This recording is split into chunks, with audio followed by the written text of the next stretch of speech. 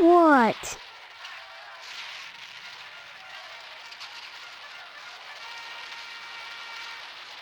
Leave me alone, Steve, or I'll tell Mom on you.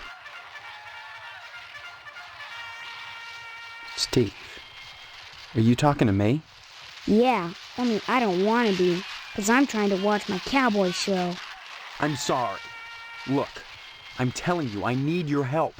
I've lost my memory. Have not. Cut it out. I'm telling you the truth. You always were a kidder, Steve. Leave me alone. I'm sick.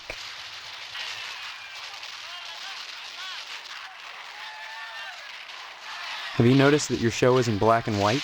What else? Color? On a TV? Well, I think I've seen a colored television before. Have not. Quit it or I'm gonna tell. Hey, look at that. Your mother lets you watch this stuff? Sure. This is part of history. What made America great. And besides, blood and guts are needed.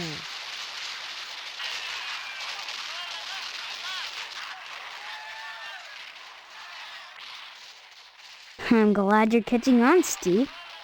You're not too bad for a lousy rat. What's wrong with you? I got a headache and a stomachache. Then why aren't you in bed? 'Cause I want to watch my cowboy show. You look all right to me. I'm not faking. I couldn't go to school because I'm sick. Daddy's sick in bed too. And Mom believes me anyway. So shut up. Your dad is asleep? He and Mom went at it last night pretty hard. He stayed in bed. I saw what she did to him. It was pretty bad. What did she... Like you don't know. I saw you and her on the couch last Wednesday night. Guess that's why she's grounded now, huh? Too bad you wouldn't pay me and I had to tell, huh? What are you talking about? What girl? What? Is there another one too? Wait till I tell. I don't know what girl you're talking about. All summer, it's been Stephanie this and Stephanie that. And now you don't remember? You think I'm dumb or something? No, I just can't remember anything, like I said. Well, you better remember quick, 'cause the wedding's in 2 weeks. What? Leave me alone so I can watch TV. I said I don't want to talk about her anymore. That's a weird-looking television. Come to think of it, this whole place looks totally retro. What do you mean, retro? All TVs look alike. Sure, basically. But this is one old-fashioned clunker. Old-fashioned? It's brand new. Yeah, but look at the tube. Where's the remote control? What's that? Now that I think about it, I can't remember. And what was that you said? About retro rockets? No, retro. It means... Oh man, I know what I mean. That everything here is wrong. But I can't picture the difference. Then shut up and quit bugging me. I'm watching my cowboy show. Have you noticed that your show is in black and white? What else? Color? On a TV? Well, Have not. Hey, look at that. Sure. What made America great. And besides, well, you can't stop me, so let me alone, or else.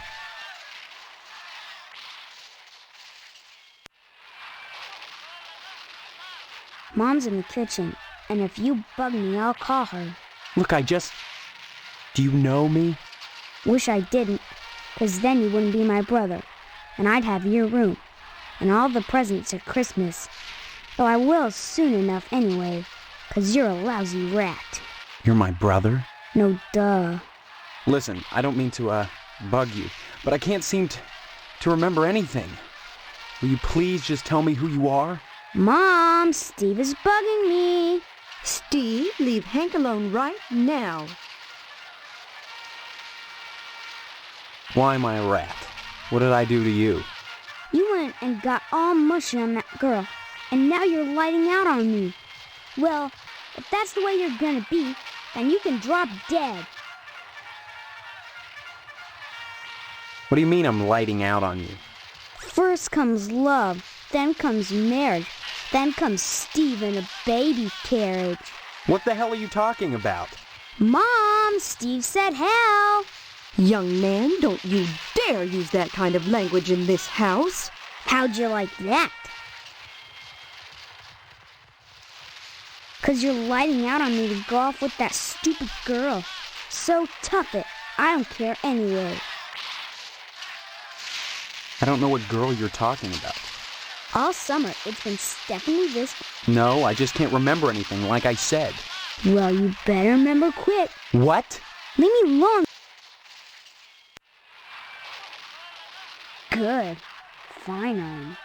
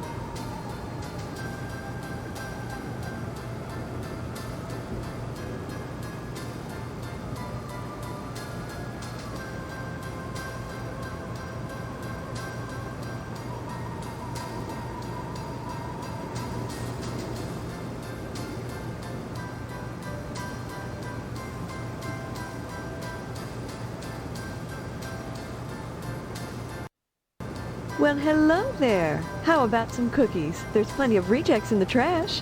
Who are you? That's a fine way to talk to your mother. You're my mother? That's right. Though sometimes I get treated like the hired help around here. I don't remember you. Of course you don't. Until you need your socks washed. No, you don't understand. I can't remember where I am or even who I am. Land's sake, stop your joshing, won't you? Honestly, Steve, I thought you'd grow up a little after graduation. I only hope that new job will plant your feet on the ground. So that's my name. Steve. Your name will be M.U.D. Mud if you don't stop teasing me, young man. Listen, this may sound strange, but I've lost my memory. Do you believe me? Well, you always were a kidder, Steve. I'm serious. Sure, and next you'll be telling me you don't remember Hank and your little sister.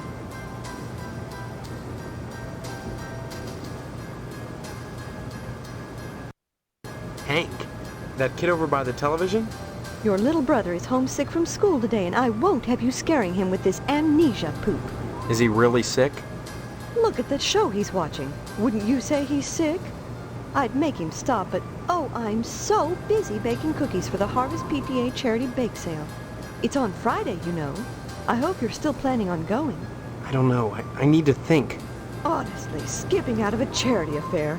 What's gotten into you? I don't know, damn it. That's what I'm telling you. Don't you dare use that language around me. You're lucky your father didn't hear you. Or Stephanie, for that matter. How do you think she'd feel knowing her fiancé was a gutter mouth?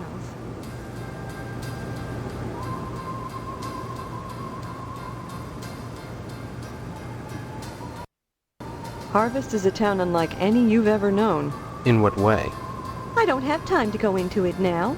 Why not take a walk around town and pester someone else? I'm busy.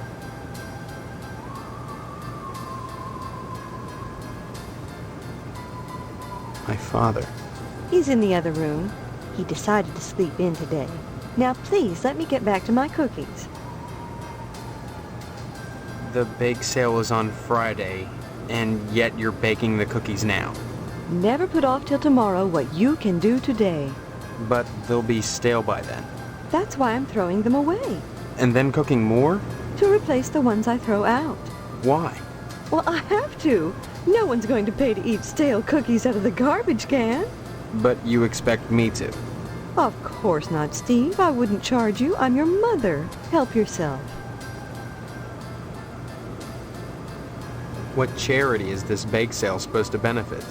It'll help provide a fund for bums and hobos who wander into Harvest and have no family ties. Kind of a specific target group, isn't it? You have to pay attention to detail when dealing with such people. I don't know what you mean.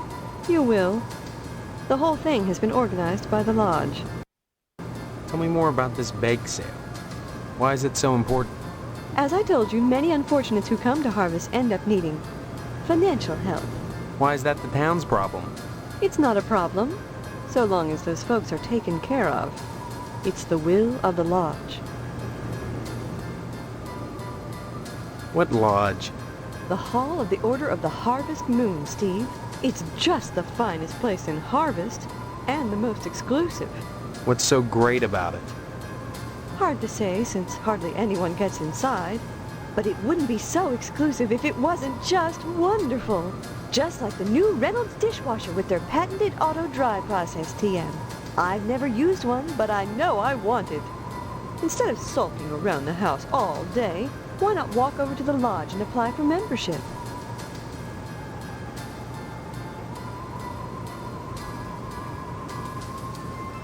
Don't be so hasty, Steve.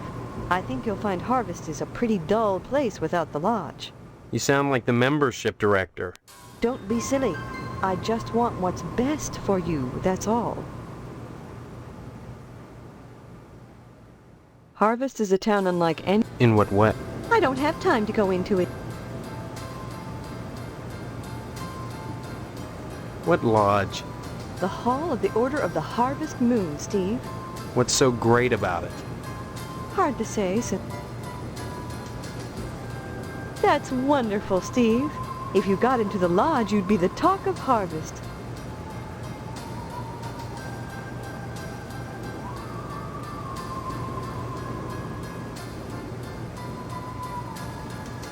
And just who is Stephanie?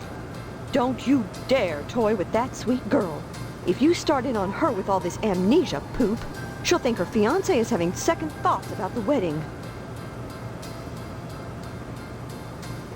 Look, all this talk about weddings is nuts. I'm not marrying anybody till I figure out what's going on here. First the heartbreak of psoriasis, and now this. 2 weeks before the wedding and you're backing out. Whatever will the neighbors think? I can't marry someone I don't even know. Fine, have it your way, but leave me out of it. If you're going to break Stephanie's heart, you march right next door and do it yourself. And don't expect me to write you a note. Fiancé? This is insane!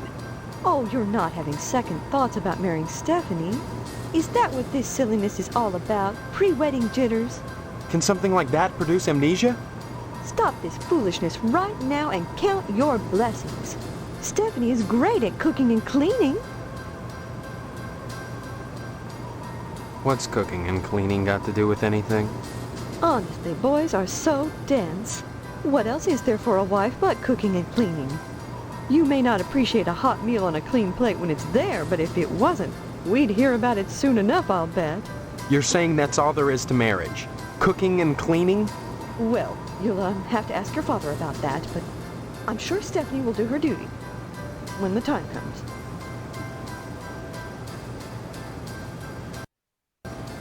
Bless your innocence, but there are certain disgusting truths that go along with marriage. Facts that can't be disguised by sheets which wrap around the contours of flexing go-go's and bouncing legs. You can't know what I'm talking about, and that's best. When the time comes to make a baby with Stephanie, you'll have to make your peace with the fact that When a farmer plants his seed, he can't help but get some nasty dirt on his hoe.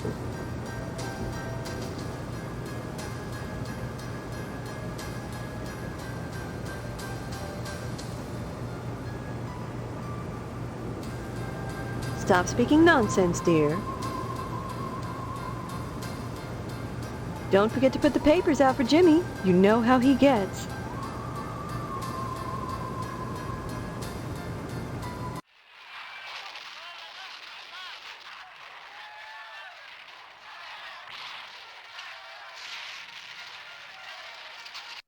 Leave me alone, will ya? This is the good part.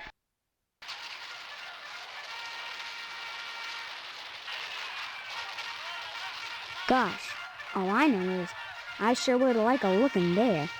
But they don't allow field trips inside. They don't allow anybody in, unless they got an invitation. How do you get an invitation? Guess the same way as you get into Cub Scouts.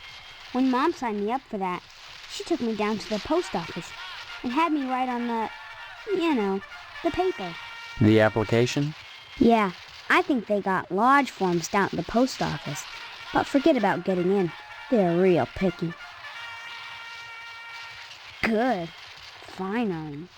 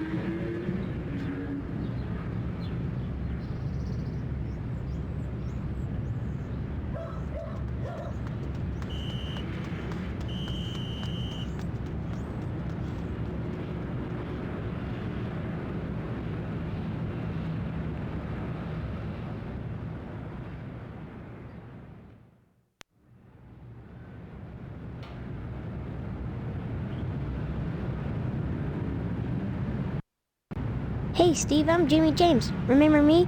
I guess not. Hey, how come you haven't been putting the paper out for me in the morning? Yeah? Well, try to remember, will ya? How'd you expect a working Joe to make an honest living? You don't put the paper out, I'm out of a job. So what? You don't get paid for picking up papers anyway. The Sentinel building burnt down. What the heck else am I supposed to do? Listen, start putting that paper out and everything will be jake, okay?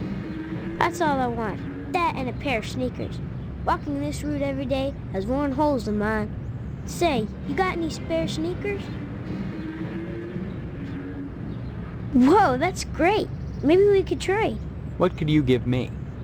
You know Miss Whaley and Principal Harold down at the school? Well, I found out they're messing around with each other in the broom closet.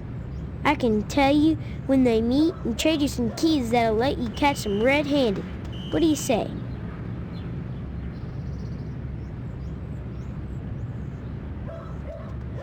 Before I give away the keys, let me see those sneakers. First the keys, then the sneakers. Nuh-uh. If you're trying to pull a fast one on me, forget it. You don't get the keys till I see the sneakers, and that's that. See you later, alligator. See you later,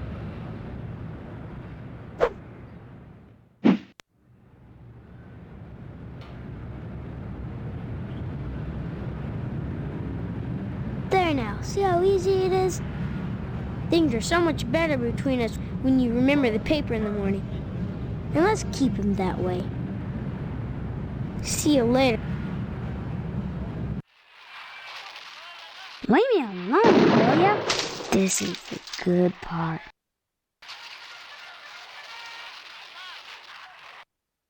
Say what? Good. Finally.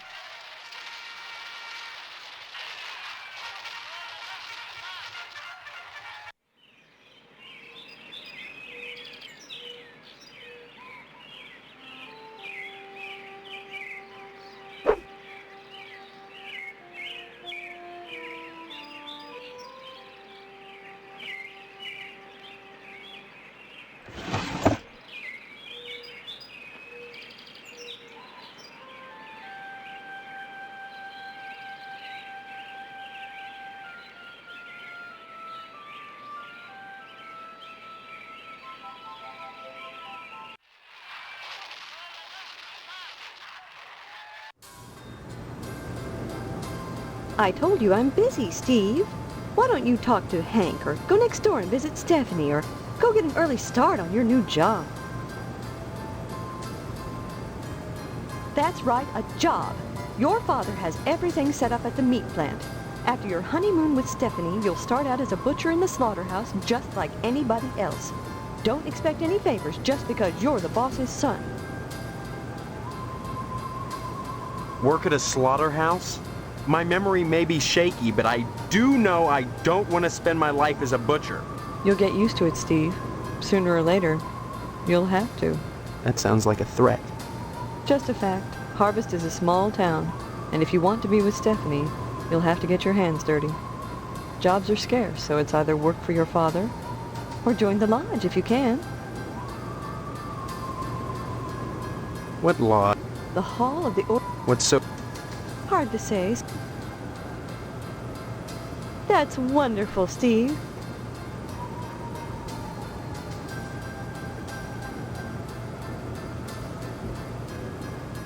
Stop speaking nonsense, dear.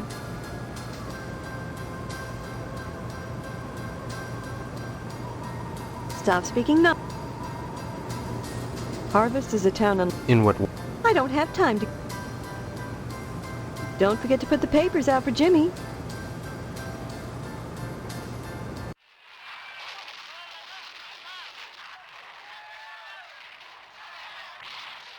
Big whoop, Steve.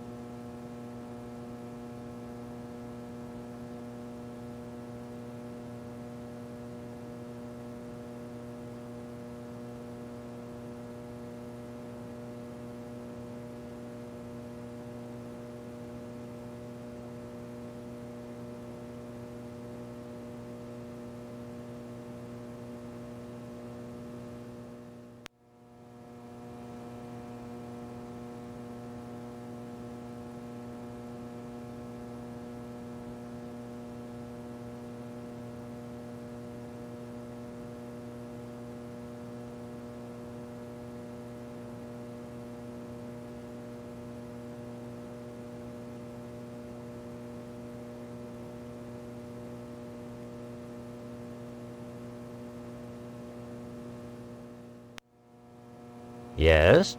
I need some help, Mr. Postmaster Boyle, what can I do for you today? That's just dandy. Everyone should learn about their postal service. Mail, young man, is the glue that holds civilization together. What a perceptive lad you are. Then you understand why I can't give you an application. You understand standards.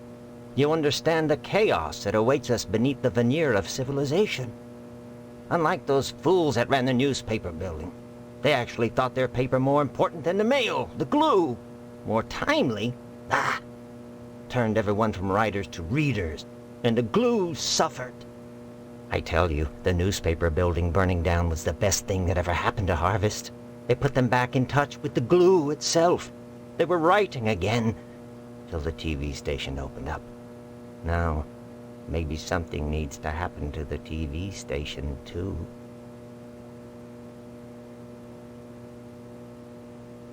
I don't remember the fire. Tell me about it. Don't remember? I've been away. Please. Well, around 10 o'clock one night, the whole newspaper building went up. Just like that. An accident. Well, I suppose it was at that. The sheriff never made any arrests, and he would have if there'd been any evidence, now wouldn't he? Seems that since the fire, WHAR has filled the void. Now just as many people waste their time watching TV as they ever did reading the paper. Seems like there's less and less mail all the time. I certainly don't wish to discourage you from joining, young man. That's just what you should be striving for. But I can't break the rules for you. You keep trying. You'll get in eventually.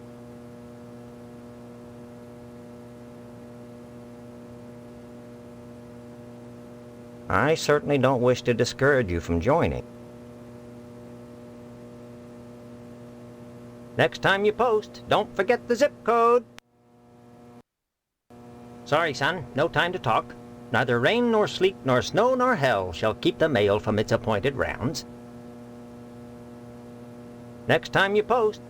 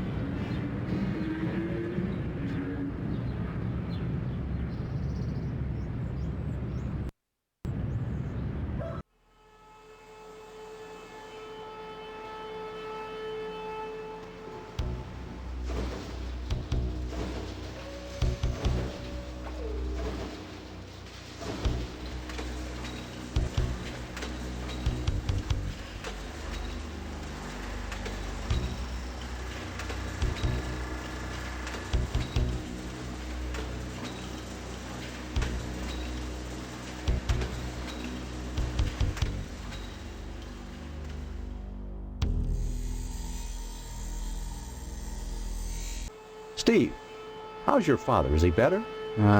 About the same, I guess.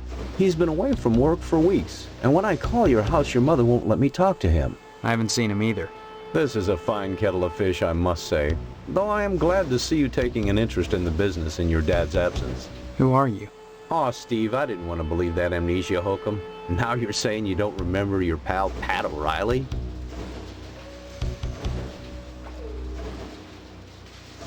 You may come to realize that this business is not for everybody. Just ask your poor, ill dad. It takes dedication and a strong stomach.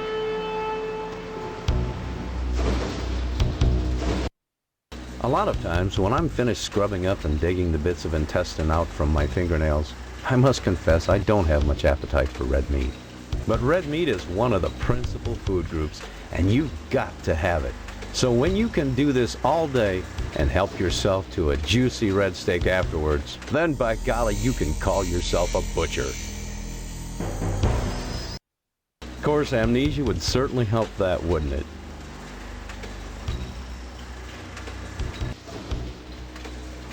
What's with all the cats? This a slaughterhouse or a kennel?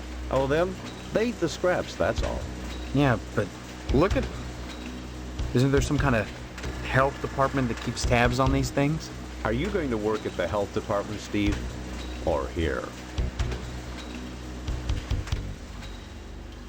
Maybe I get sick of do-gooder busybodies sucking around here all the time. A man's up to his elbows in guts all day, every day. What more do they want from him?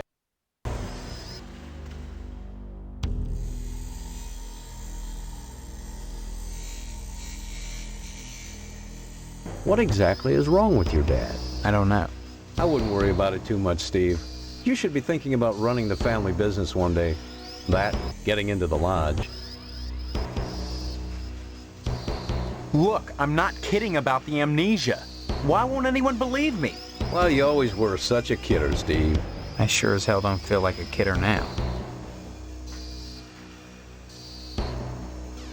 You may come to realize that this business is not and a strong stomach.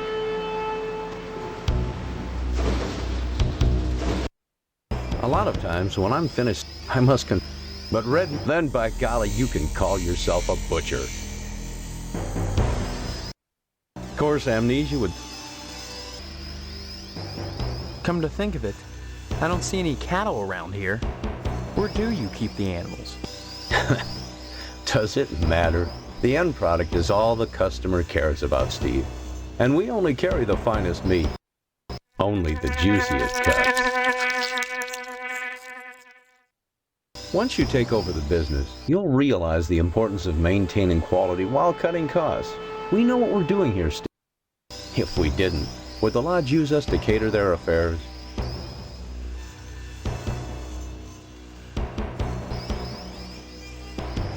Listen, Steve, I've never met a group of individuals as upstanding as the Order.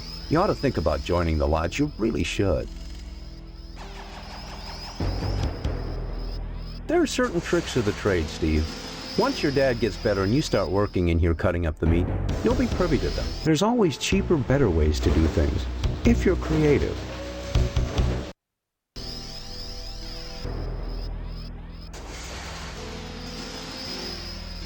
The Order of the Harvest Moon sponsors a weenie roast on the lodge grounds every summer, which we cater, though they tend to get their meat elsewhere the rest of the year. I wonder why. Heck, the best way to find out is to sign up with them.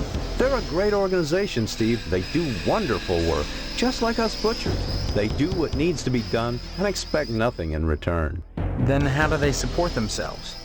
Membership dues? From what I hear, the work is its own reward.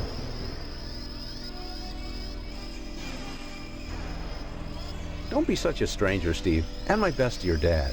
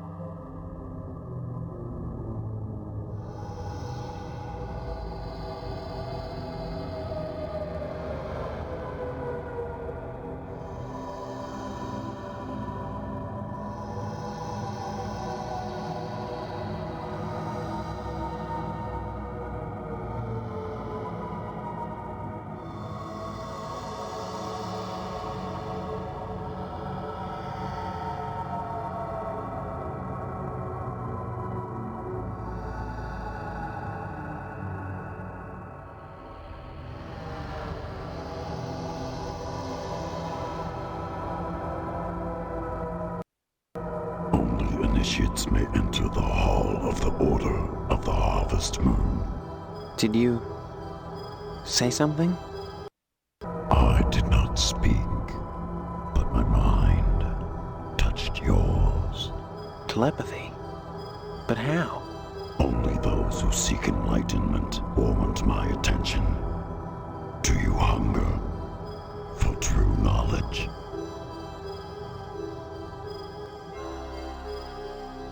Forbidden knowledge, the forgotten pleasures, and pleasures as yet undiscovered. But such is not for the likes of you. Not yet. You must first fill out an application to be considered for initiation into the mysteries.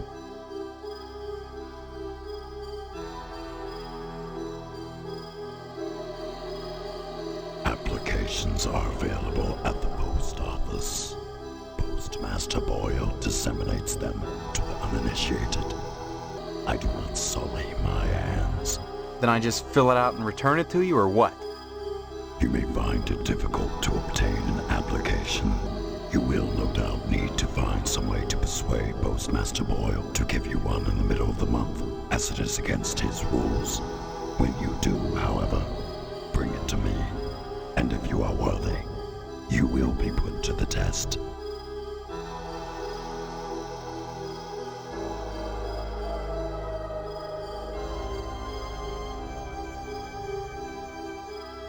Have you obtained an application from the postmaster? Not yet.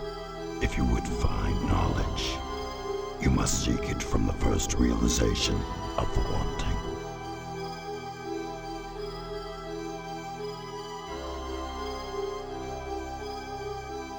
Harvest seems strange to you. Nothing is quite as it seems, or should be. Such is the way of all things when viewed from the proper perspective. Only within this lodge can the truth be found.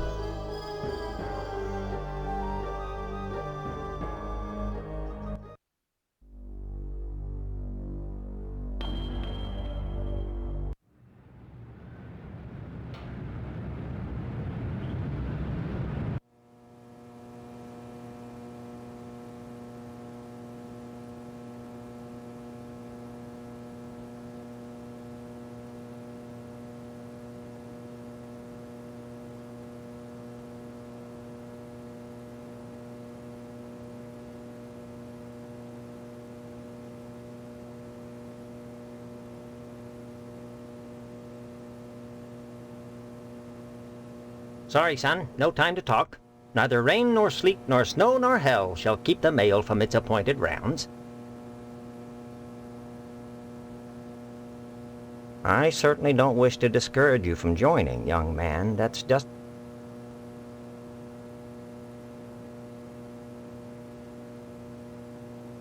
I certainly don't wish to discourage you from...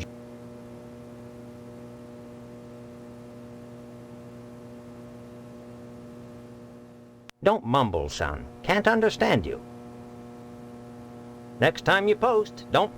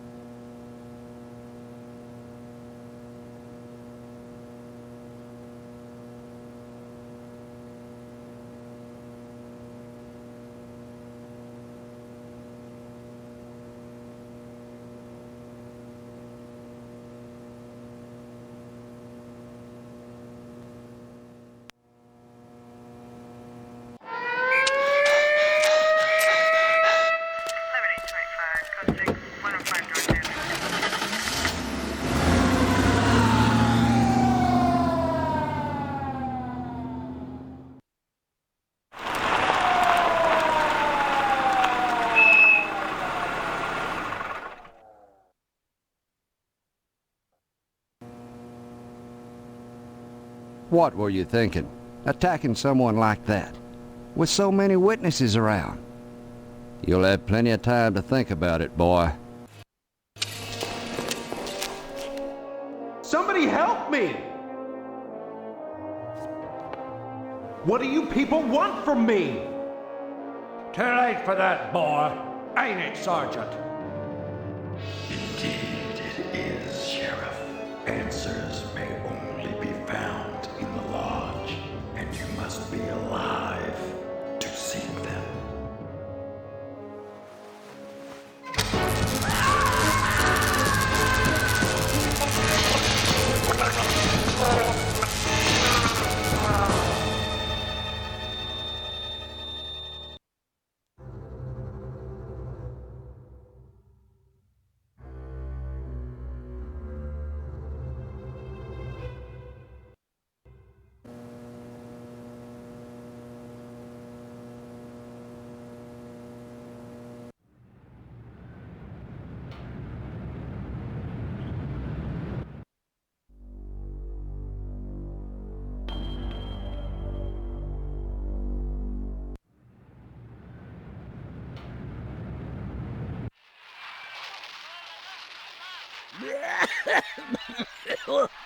Leave me alone, will ya? This is the good part. Good.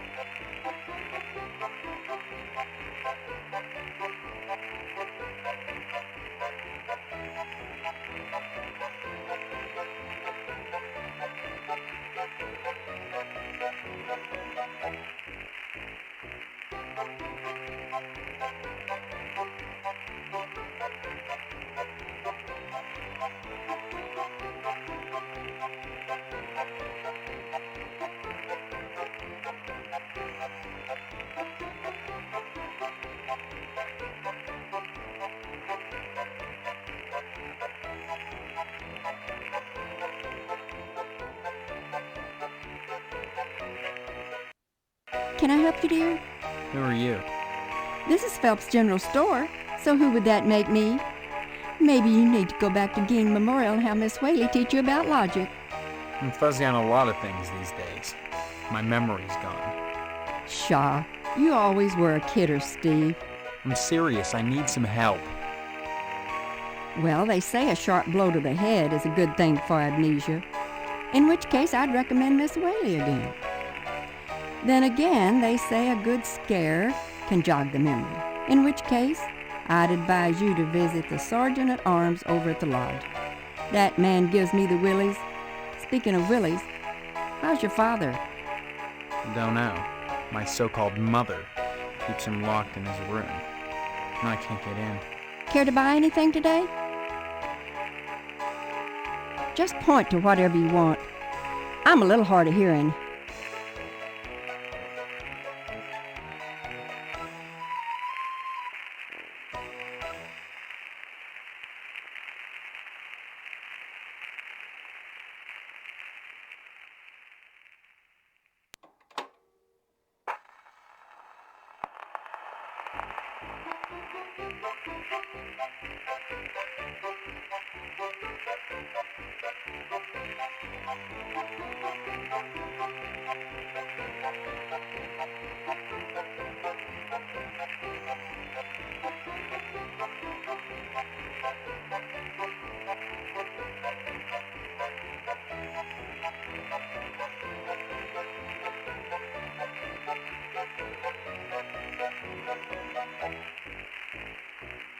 Hello, Steve.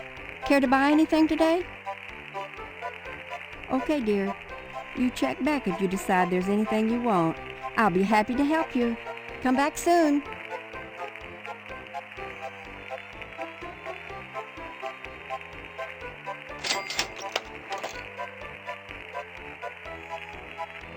A girly magazine? Why, Steve, I'm surprised at you. I'd expect that sort of thing from Deputy Loomis, but never from you. He's always coming in here oogling the girly magazines behind my counter. Darned if I'd sell him one, though. I know his wife, for heaven's sakes. Well, will you sell me one? I certainly will, Steve. That kind of interest is healthy for a young fellow. Stares him away from being a fireman.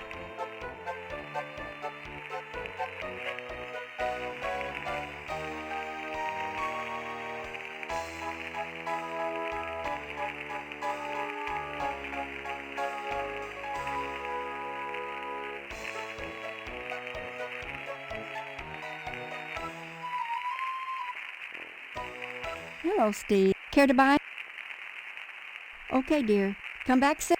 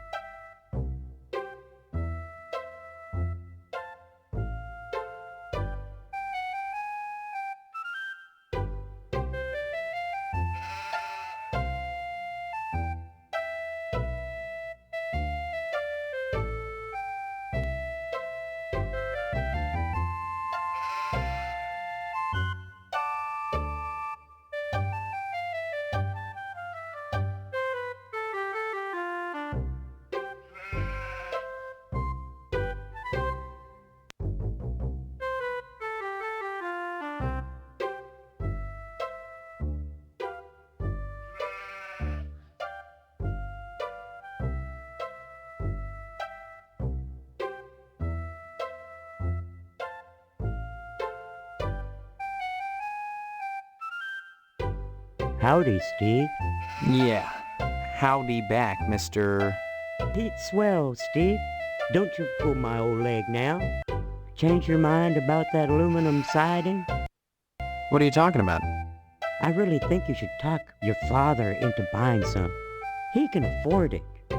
And I can't stress enough the value of some really fine aluminum siding. Keeps it warm in the summer, cool in the winter, and it keeps out the sheep. Pastorelli ought to look into some, but I can't get him to understand a word I say.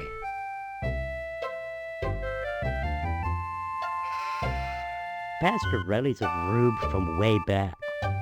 Ask Clem Parsons how he followed up with the alarm system in here. I'm a plumber.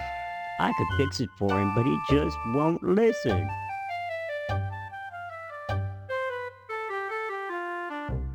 Well, I seen the end coming for the aluminum siding game, so I took a mail course and learned how to be a plumber.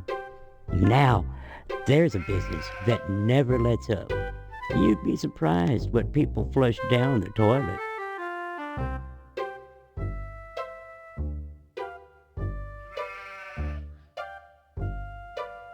Stop funning around now.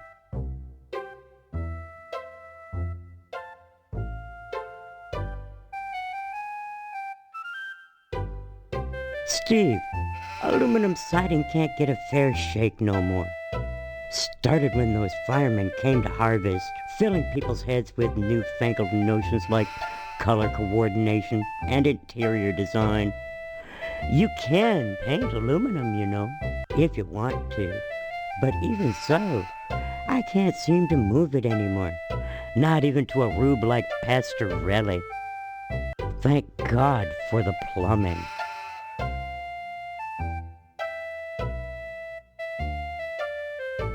Stop funning around now. Stop funning around now. Nice to see you again, Steve. Hello there, youngster. You say them aliens I was telling you about? Well, they came back last night. Cut another crop circle in my south field. How come I never seen none of them saucers, Clem? Them aliens is wily, Pete. You don't cross the intergalactic void without learning a trick or two. You know what Pastorelli did? Yesterday, he gets an alarm system to protect his pole. Only he don't know how to rig it, so now it's all awry. Pastorelli shelled out for an alarm system, all right, but he's too cheap to hire an electrician to hook her up. Dang idiot cross-wired it through the fire sprinkler, so now when the alarm goes off, it sets the sprinkler spraying. Tarnation! Aliens looking for intelligent life ought to stay away from this shop, sure enough. Well, son, the ways of the alien is a specialized area of woodcraft unknown to all but the wiliest sportsmen. What you gotta remember is, your average alien is smarter than your average human, so you gotta be extra careful building your blind if you want to bag one. You hunt aliens? Son, after nailing an alien, you can never go back to quail. What, you think you can get one of those at a swap meet? Line your blind with lead to fool their sensing machines. Lay real quiet and wait. Preferably in the woods around the nuclear base. Oh, they love messing around out there. Why not wait outside your field, Clem? Wait for 'em to come a-carving. Oh, they do their crop doodles with zap guns, you darn fool. Don't you know nothing? Besides, ain't no place to put the blind out in the field. Now, you listen to Clem Parsons if you want to tag an unearthly being. They cross the void, wondering what lies beyond, all the time not knowing that what awaits them is buckshot.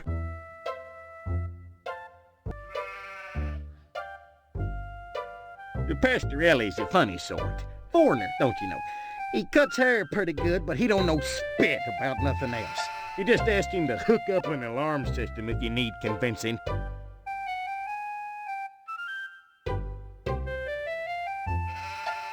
Anytime, Steve. I can't talk now, son. Danged if I follow you, Steve. Anytime, Steve.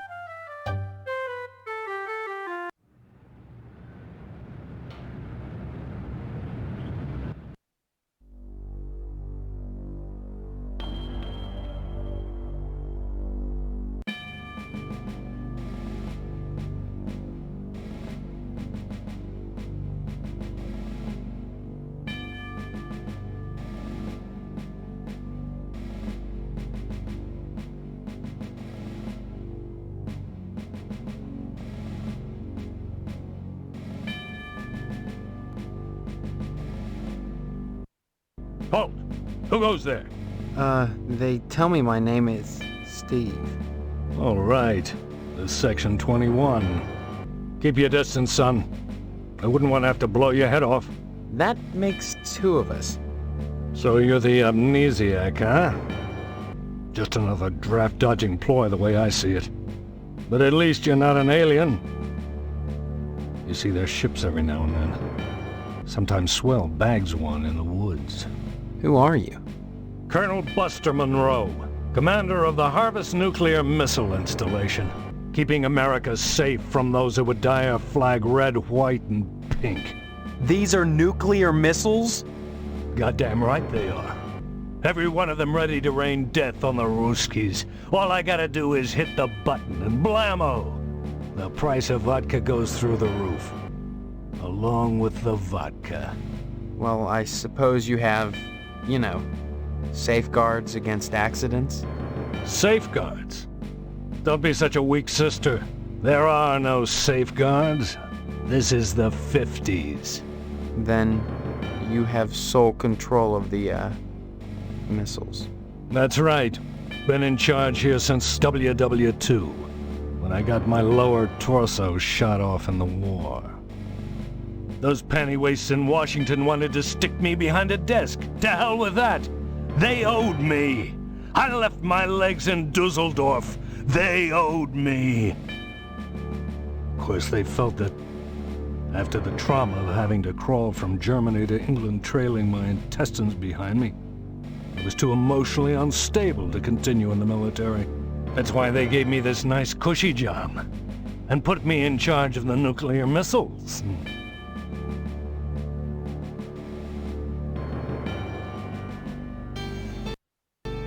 Aside from your commie bastard, your alien from another planet is the greatest threat to our democratic way of life. Did you know that 90% of sightings occur within an area of military installations? Hell, I shoot at them whenever I see their ships fly over. My bullets ping harmlessly off of their hulls. I suspect those things operate out of the lodge, but just try to convince anyone in Harvest of that. I tell you, son, a nuclear holocaust would be preferable to a takeover by big-headed aliens from Pluto. Lucky for us, I'll be making that call when the time comes.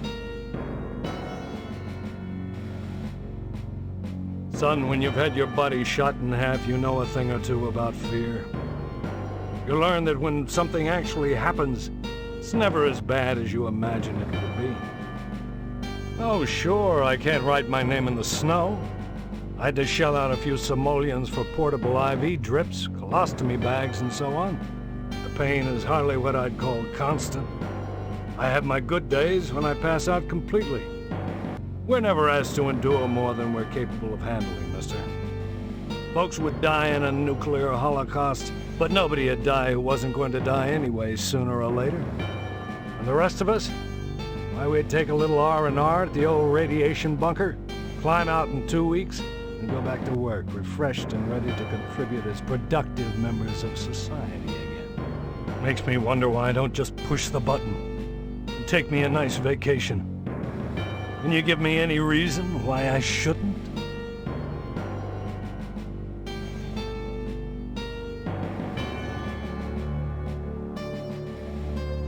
You're right, soldier. I'm sorry.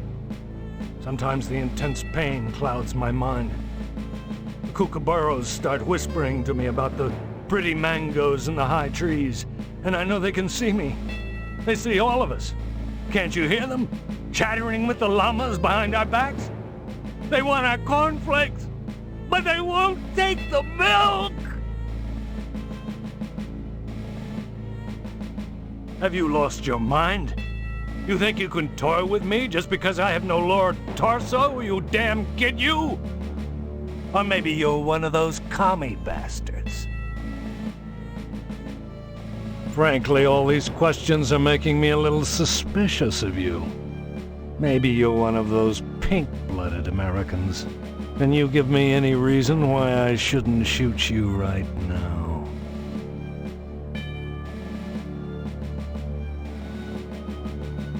Right, huh? Your average commie bastard is always only too ready to hide behind the Constitution. Real Americans waive their rights for the common good. Would you? Spoken like a true pinko.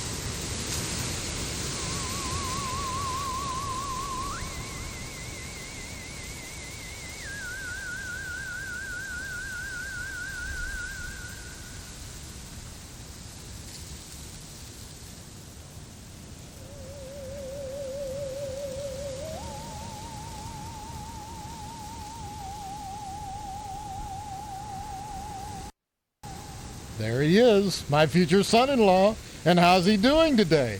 What brings him to the Potsdam household, huh? What a card. Would I kid about something like that? Why won't you believe me? Well, you always were a kidder, Steve. Your mother just telephoned us about your latest shenanigans. Isn't that right, Mrs. Potsdam? Sure did, Mr. Potsdam.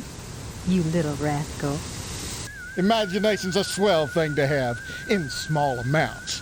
Man needs to keep his feet on the ground, especially if he's getting married. Tell me, is your father feeling better? Is he going back to the slaughterhouse anytime soon?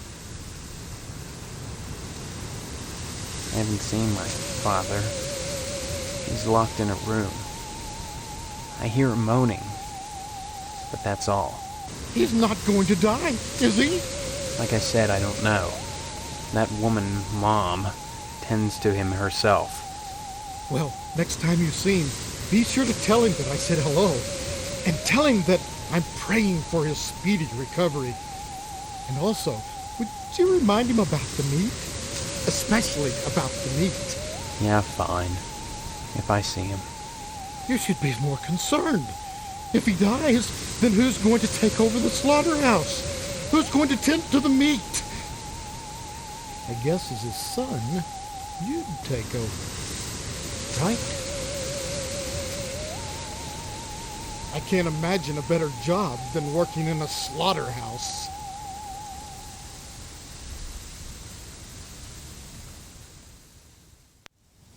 Sure, it'd be just dandy. And you can't argue with success. Everyone in Harvest gets their meat from your dad. What a grand business to go into. Oh, sure, cutting animals open may not be much fun. Reaching into their bodies and yanking out the bloody guts, intestines dangling and slapping against you, the smell of death and shit in your nostrils all the time. Well, those are all definite cons. But once you're done, the guts have been washed into the gutters. what are you left with? Meat. Rows and rows of scrumptious red meat. Meat is the foundation of any decent society. Everyone needs at least 3 servings of red meat a day, and anyone who says otherwise is a commie. And once you're married to Stephanie, I'll be part of the family too, and your father will give me all the meat I want. Kind of makes up for not getting into the lodge.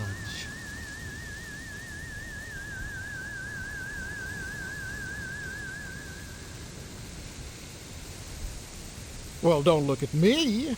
Mrs. Potsdam wants Stephanie to study hard for her finals.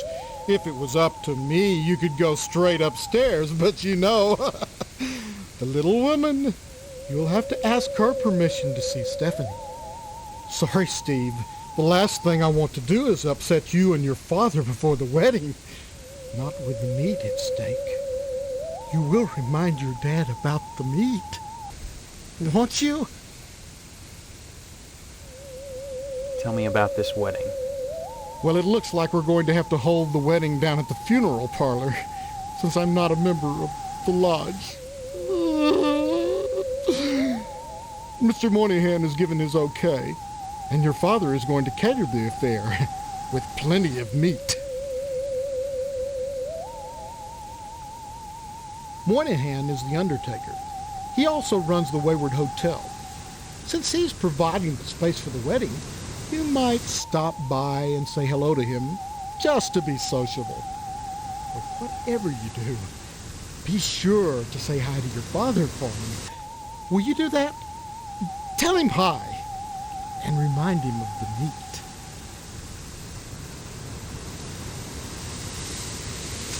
Why are you so anxious to get into the lodge?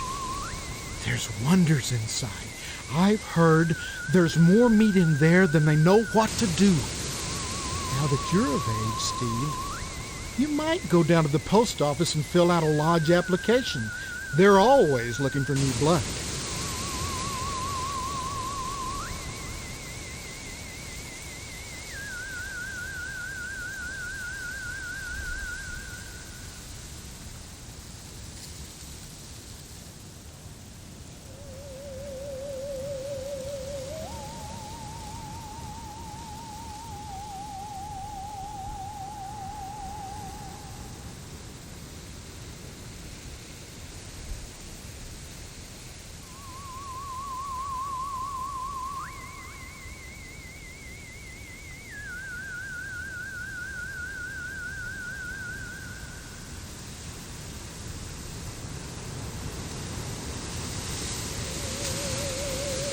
Hello, Steve. Have you flossed today?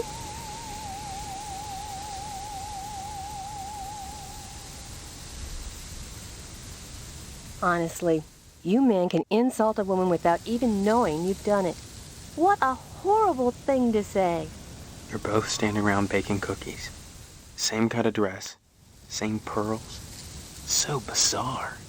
There's nothing bizarre about baking cookies. The Harvest Charity Bake Sale is Friday, you know, and by gosh, Mrs. Marvin Potsdam Jr. can be counted on to do her share. Just because I'm doing housework doesn't mean I have to be a drudge. It's a wife's duty to look good for her husband at all times. What's wrong with wearing pearls, for heaven's sake? Nothing, but you look like June Cleaver. Some kind of sitcom mom. Sitcom? Geez, you know, a situation comedy. The weird part is, I can't remember how I know that. I'm much too busy with housework to watch TV. Maybe Mr. Potsdam would know about sitcoms. Stephanie doesn't watch TV, though. She's grounded. You mustn't be too hard on Mr. Potsdam, Steve. He's a disappointed man. No matter how many lodge admission forms he fills out, they keep turning him down. He has a new application in, though, so keep your fingers crossed. If he joins the lodge, you and Stephanie can have your wedding in the Chapel of Love, rather than over at Moynihan's place. Mr. Moynihan runs the Wayward Hotel and the Shady Oaks Funeral Parlor. It's rumored he has connections with the lodge, but the order keeps that kind of thing secret.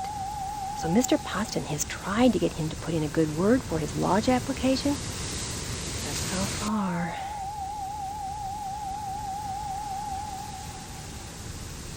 What can you tell me about the lodge?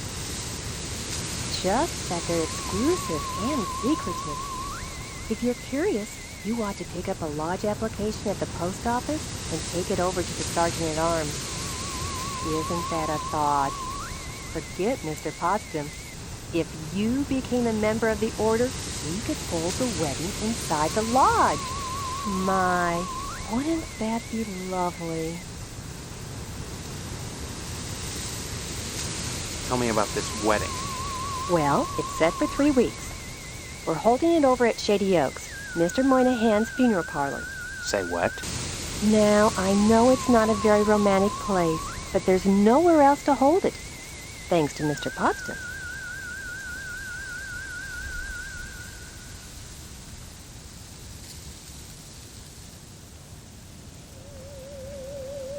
Sorry, I didn't catch that. Mr. Poston feels there's too much at stake to allow Stephanie to run around loose. She doesn't want to get married either, huh? Are you saying you don't want to marry my daughter? I don't know your daughter, Mrs. Potsdam. Why is she grounded? Afraid she'll run away before the wedding? No! She's as delighted as we are about the wedding, every bit as delighted as we are. But she might get hit by a car, or a falling piano, or who knows what. Mr. Poston wants us all to be one happy family, and he doesn't want to risk anything happening at the last minute. I don't see any reason why not. This charity bake sale, what is it supposed to benefit? Oh, I dislike talking about gruesome subjects. When you get right down to it, all charity is pretty ugly, isn't it? I don't follow. Ask Mr. Moynihan. He's organized this event. In conjunction with the lodge, naturally. Give my regards to your parents.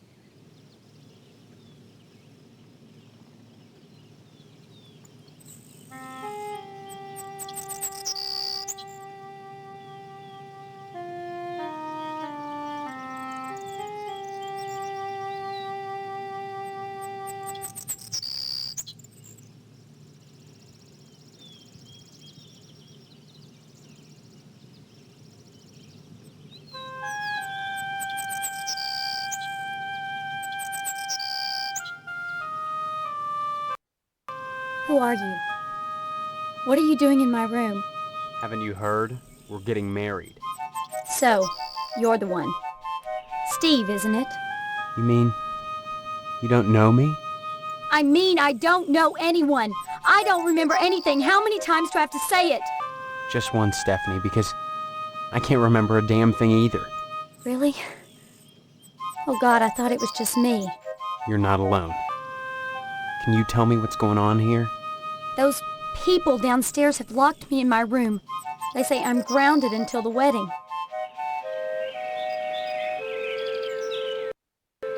Maybe my amnesia isn't total after all. You're familiar to me. Like we've met before. In another life. Maybe we really do live here. Maybe we were together, and the same thing happened to both of us. An accident. Something. Neither of us has bumps on our heads, if that's what you're getting at. Have you been able to remember anything else? Anything at all? Well, I have had these recurring dreams. Just fragments, really. Strange, abstract images. Liquid, chrome. Probably just a dream. Well, have you thought about how to escape Harvest? Escape? Harvest is a prison, Steve. Don't forget that.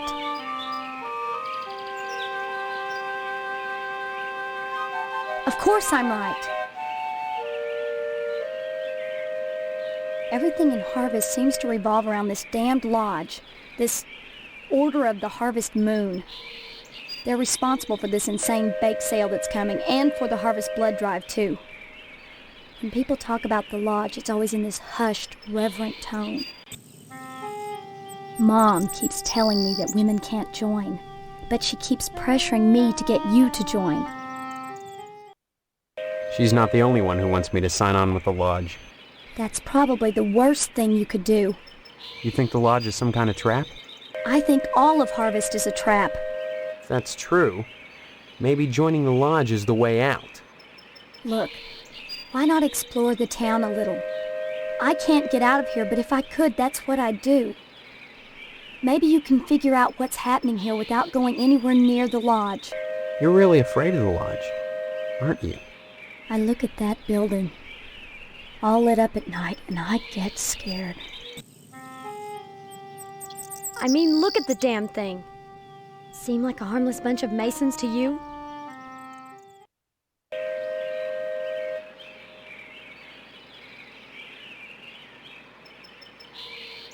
You're not making sense.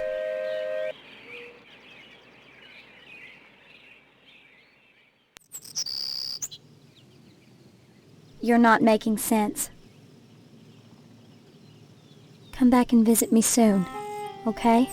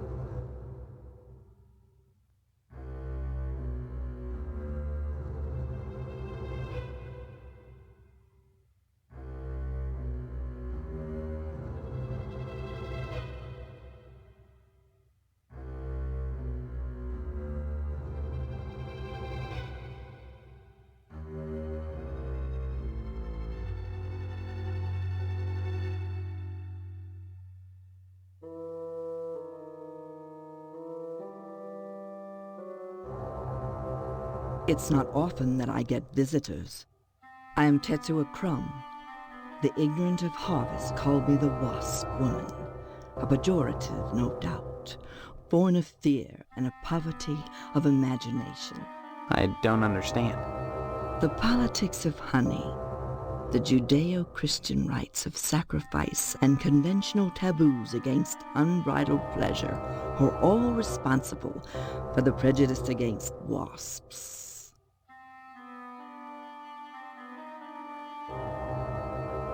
The politics of honey are intertwined with the age-old struggle of the aesthetic versus the commercial. Because I choose to raise wasps instead of bees, I'm frowned upon by the community. Why? Well, raising bees is acceptable because they produce honey. But sometimes it's not what is produced, so much as what is performed. I don't see any particular use for wasps. Why must everything have a use? Is money always the determining factor? More slender, more aerodynamic than the bee, the wasp is a joy to behold.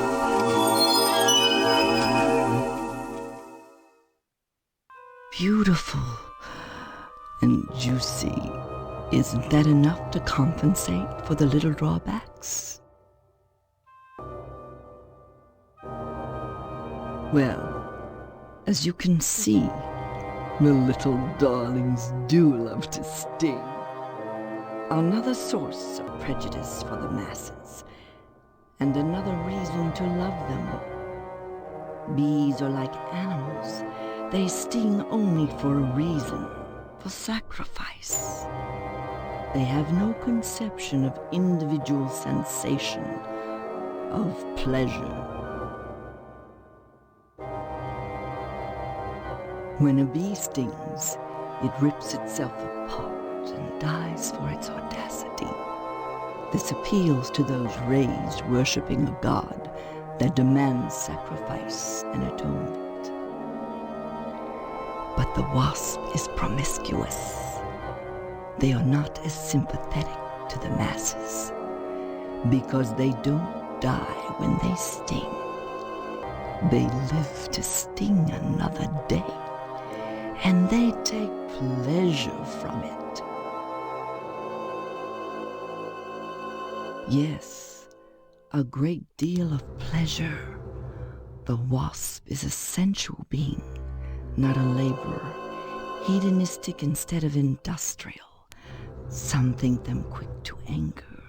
In truth, they are easily swayed to ecstasy. They penetrate your flesh, and the muscular contractions in their thorax as they pump venom could be likened to the muscular contractions of ejaculation, each painful welt an act of love.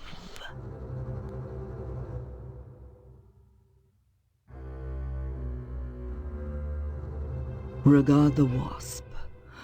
Wasps produce nothing for others, but only for themselves.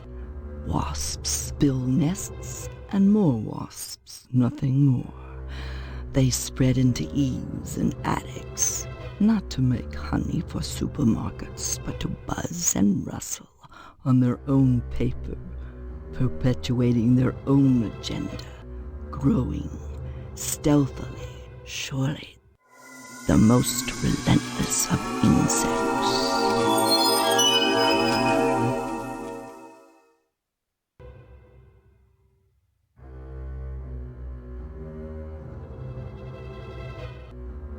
A triviality. A triviality.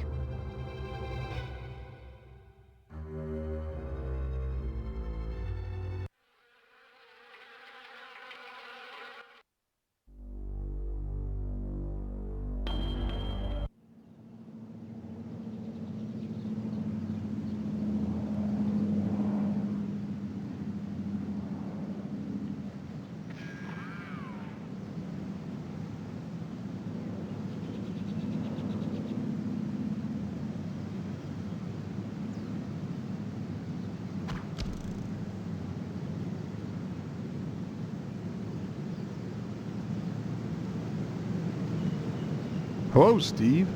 How's the husband-to-be? Other than having no memory, I guess I'm all right. All right?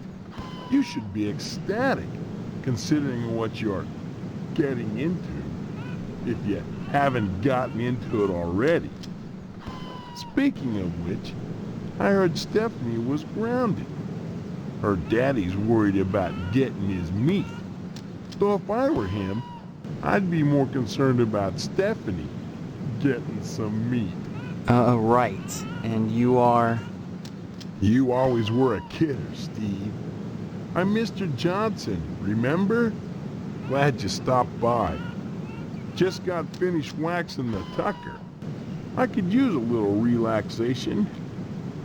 But since Edna's not here, I might as well talk to you. Edna Fitzpatrick is one of the snootiest women in town. I declare there isn't a woman in Harvest that turned me away. If I was interested, that is.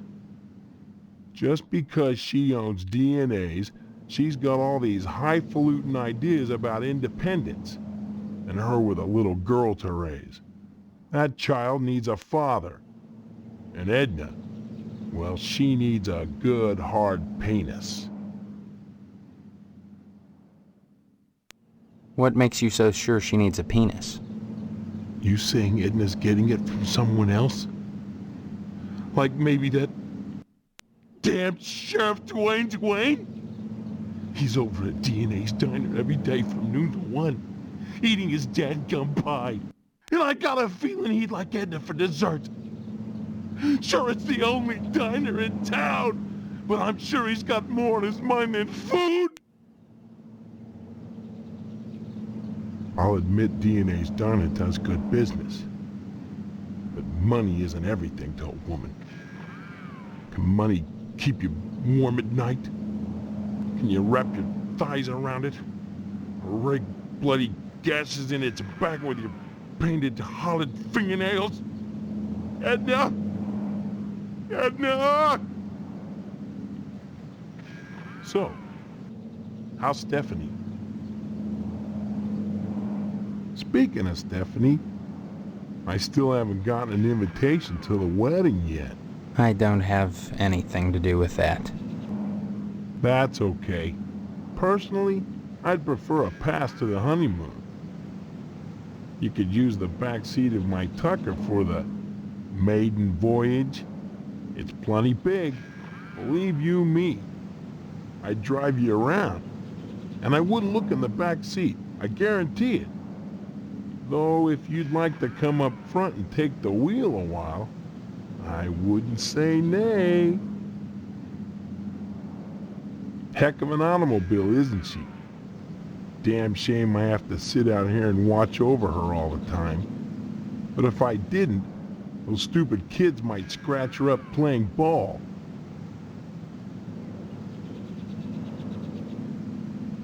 Don't see why not, but don't touch her. I'm mighty particular about my Tucker.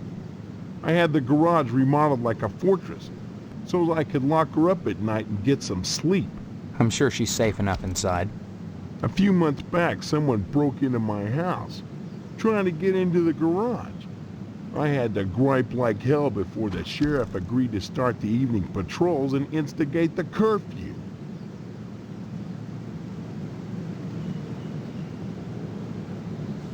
I don't take your meaning. Edna Fitzpatrick is one of the... I'll admit DNA's diner does good business.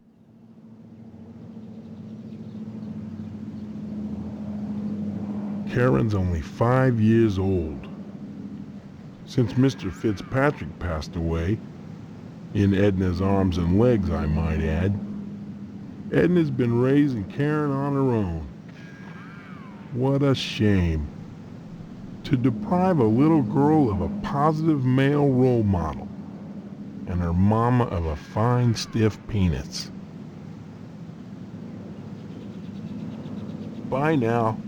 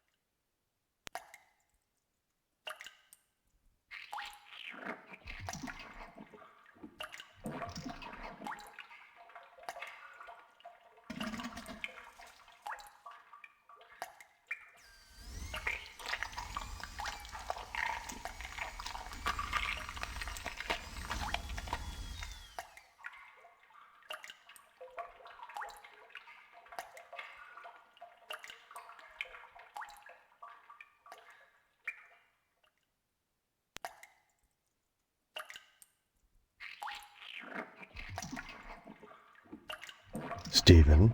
Who are you? I am Daniel Moynihan, mortician and proprietor of the Wayward Hotel. Most people ask me why I don't remember their names. Well, you always were a kidder, Steve. Besides, as one who deals with the dead, I try not to involve myself in the affairs of the living. Your loss of memory is of no concern to me, true or false. Ironic, considering my recent involvement in a charity event. What are you talking about? My complaints were central to the scheduling of the upcoming Harvest Bake Sale. I'm gratified the Order of the Harvest Moon got involved. The proceeds will certainly help cover my losses.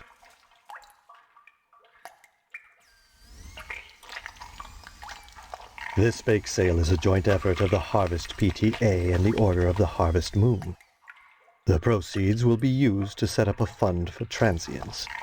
In other words, bums and societal rejects without families who wander into Harvest uninvited. Then the Order is setting up shelters for the homeless? Not shelters. Graves. You see a great number of these hobos die while passing through. Don't ask me why, it's what those people do. Use your common sense, Stephen, memory or no. If they were involved in setting up homeless shelters, then why would I be involved? And why would I be sustaining losses? As always, the Order of the Harvest Moon has taken the lead in addressing our societal ills. Through their sponsorship of the blood drive and the bake sale, the Lodge ensures that all our needs are met. Needs? Such as? Pardon me, there are corpses to prepare. And my losses have been substantial of late. If you're sincerely interested in the Order, however, you should stop by the Lodge and speak with the Sergeant-at-Arms. Why should I be interested, Mr. Moynihan? Of all the spots in Harvest, the Lodge is the most prominent, literally and figuratively. It is the ambition of everyone here to join. And join you must to attain wisdom. What kind of wisdom? If I knew, I'd be a member. I have the feeling you have what it takes to join the Order, Stephen. We all believe that. Whether or not you live up to your potential is up to you. It seems that, like some elephant's graveyard, people of low station come to Harvest to die. They simply drop dead, penniless, and they all need burials. God knows, by putting these people up at the Wayward Hotel, I do more than my fair share. So why must I pay for the coffins and burial materials as well? My losses to the dead are substantial. Hopefully the bake sale will offset some of them.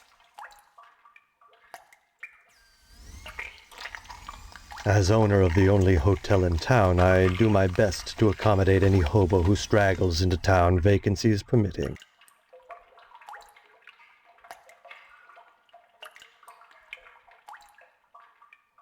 I really don't recall. We get so many low-life dregs passing through here, I can't remember every little death that occurs. Huh. Are there that many? As I said, sliced open on a mortician's slab, every corpse looks the same. Red and juicy. But surely you'd remember if these deaths were an unusual occurrence. You sound like you're launching some sort of investigation, Stephen. That would be most unwise.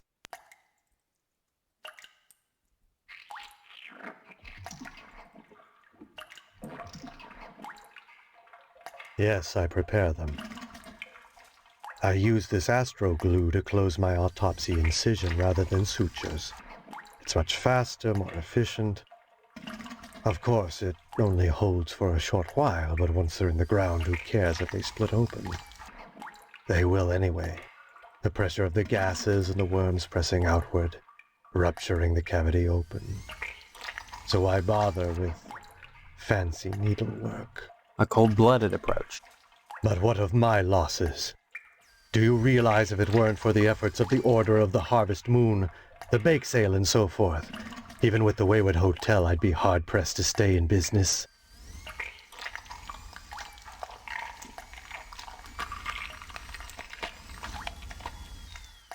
You're spouting gibberish. You're spouting gibberish.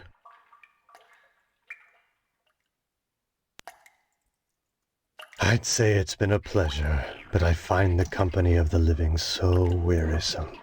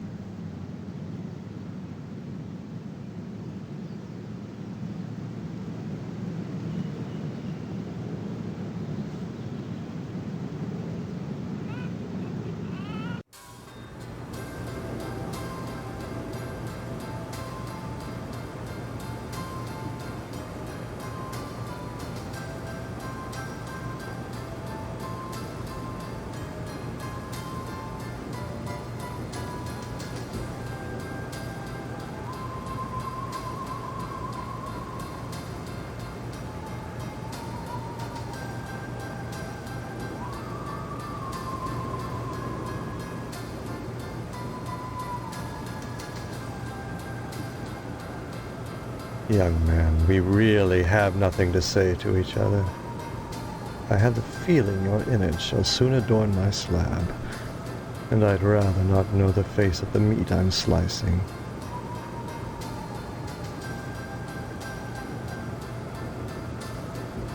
You're spouting gibberish.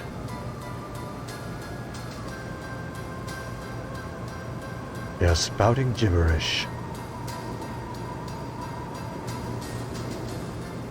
You're spouting... I'd say it's been a pleasure.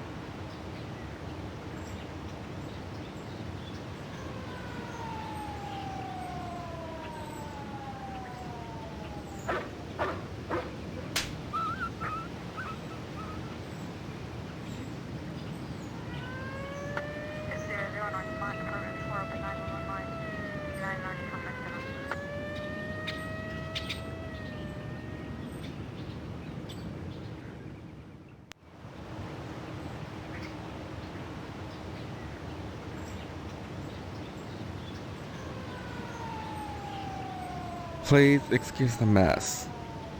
They've done wonders with the upstairs bedroom, but this garage defies color coordination. Sorry, Steve. After I'm through here, I've got cleaning to do. Rush, rush. Sorry.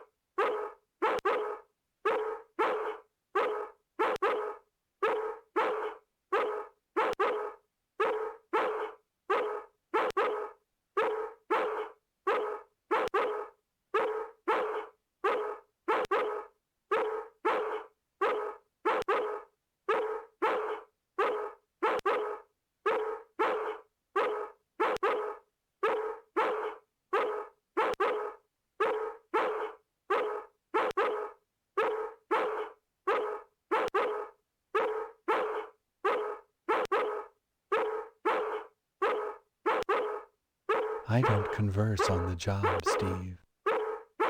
I don't... Don't bother me, I'm sketching. Oh, look what you made me do! Stop it, you're messing me up! Stop! Hello, Steve.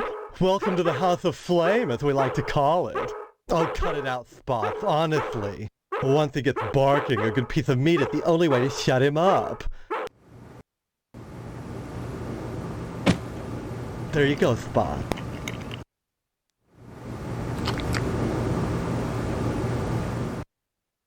So, Steve, bet you don't remember me. Heard about that short in the old wiring. I'm Fire Marshal Sparky, head of your fire department.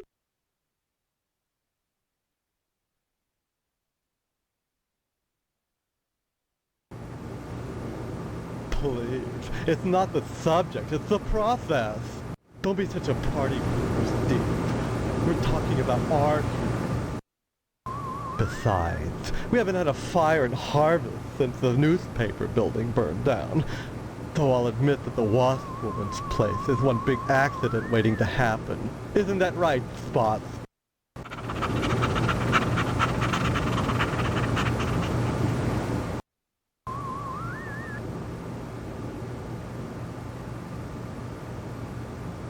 art enriches the community, Steve. No less than a pulsing fire hose or a fireman beating down a blazing door. So what if we're drawing a nude man? So what if all we ever draw is a nude man, or the same nude man over and over in all sorts of provocative positions? Context, not content. Process, not subject. Don't be so ghost, Steve. It's beneath you.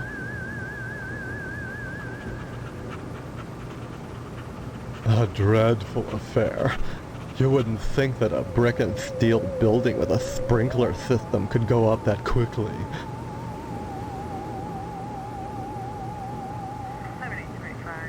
Oh, please. Dwayne was glad enough to see the thing go up, and so was McKnight.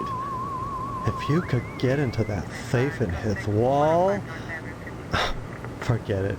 Look, Steve, as far as I know, the fire was an accident. Let's just leave it at that. Now don't you go moving.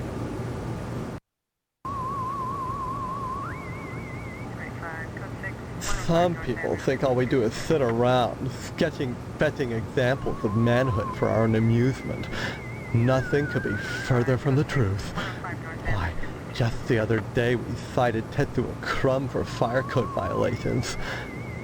All the dried-out paper wasp nests clustered around our wooden house.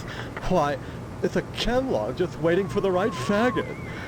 Believe me, none of us wants to see another fiasco like the Sentinel fire.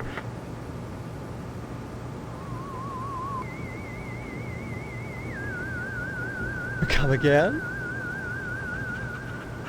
A dreadful... Oh, now don't you go moving.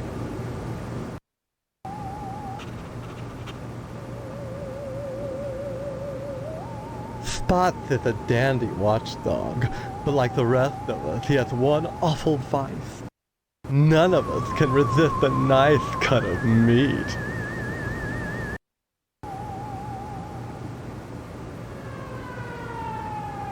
Come again? Bye-bye. I don't converse on... Stop it! You're messing...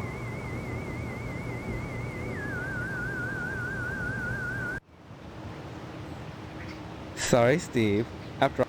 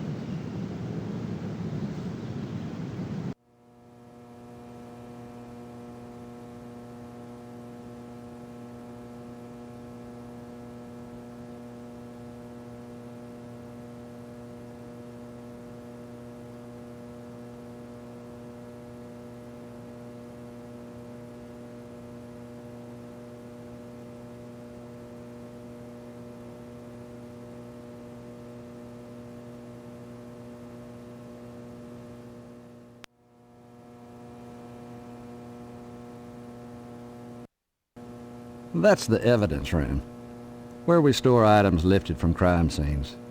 It's kept locked at all times. There's things in there that could make people jump through hoops, if I wanted. That's the evidence.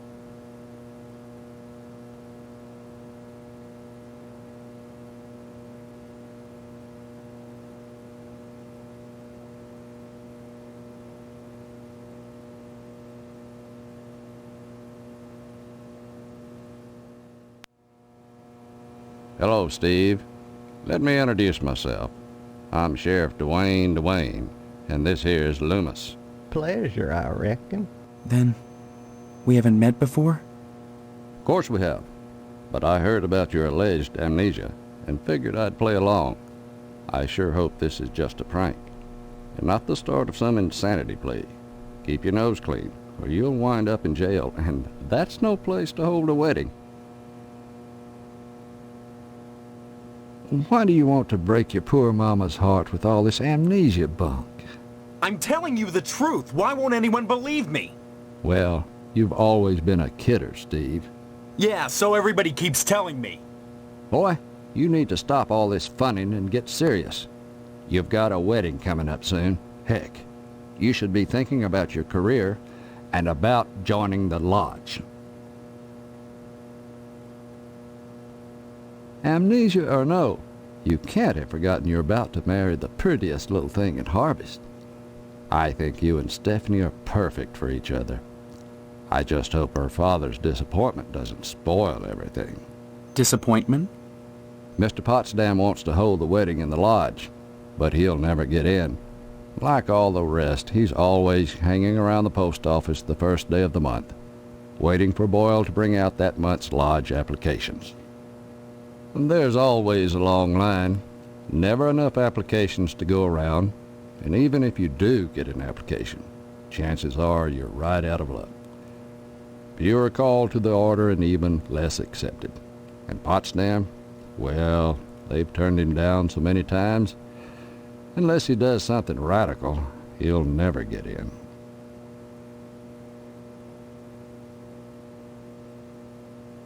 Crime-wise, nothing much has happened in Harvest since the newspaper fire.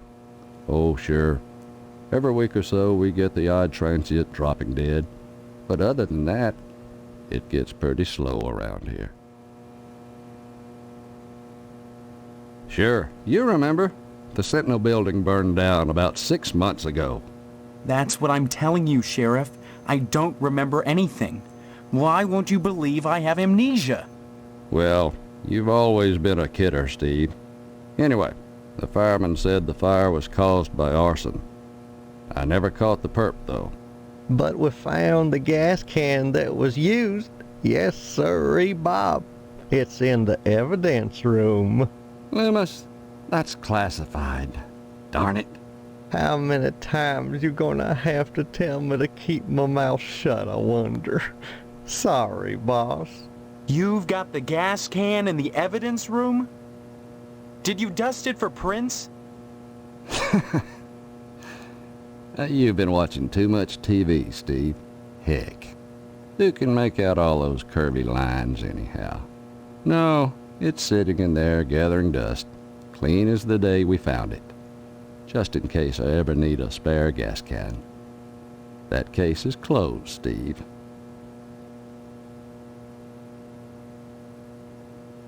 Why do you want to break... I'm telling you... Well... Yeah. Boy. Amnesia or no, you can't have forgotten you're about to marry the prettiest little thing in Harvest. Disappoint. Mr. Potsdam wants to hold the wedding in the lodge. And there's always a long...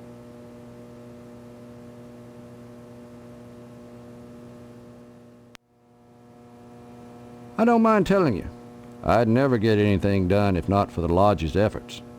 To join the Order of the Harvest Moon is the highest dream of everyone in Harvest. Like I said, unless you get an application on the first day of the month, you're generally out of luck. Stop by the post office and talk to Postmaster Boyle. You never know. He might have a spare application laying around.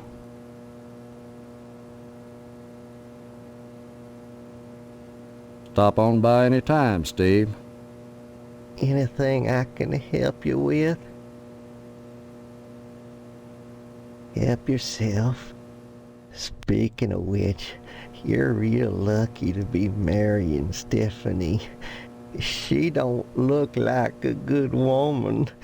I just hope she don't turn out like Mrs. Loomis, or mercy forbid Mrs. Phelps. Good women can be awful hard on a man's needs, don't you know? Why, you sure ought to appreciate what a man's got to do sometimes in a parked car, or a waist-high knothole in a tree, or jail cell at noon. Matter of fact, Mrs. Phelps got no reason not to sell you some of them French postcard girly picture books. If you can get any, and see clear to part with them, bring 'em round when the sheriff's at lunch, and I'd be obliged. Of course, I don't necessarily mean French postcards. That's just what we called them in my day. Any kind of girly picture book, the kind men like, would be just dandy. I'd be right grateful, kiddo, if you were to bring me one. Mrs. Phelps down at the general store don't help things none. She's got them special picture books, the one with the ladies. But she won't sell me none on account of she knows my wife, Mrs. Loomis. Dadgum if that don't burn my britches. If I even ask about 'em, she tells Mrs. Loomis, and I get the broom. Enough to break a man's heart, her burning my French postcards and me unable to replace 'em. A man's got needs, don't you know?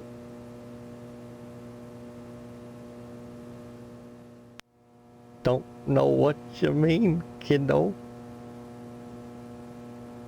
Don't know what you... Anytime, kiddo.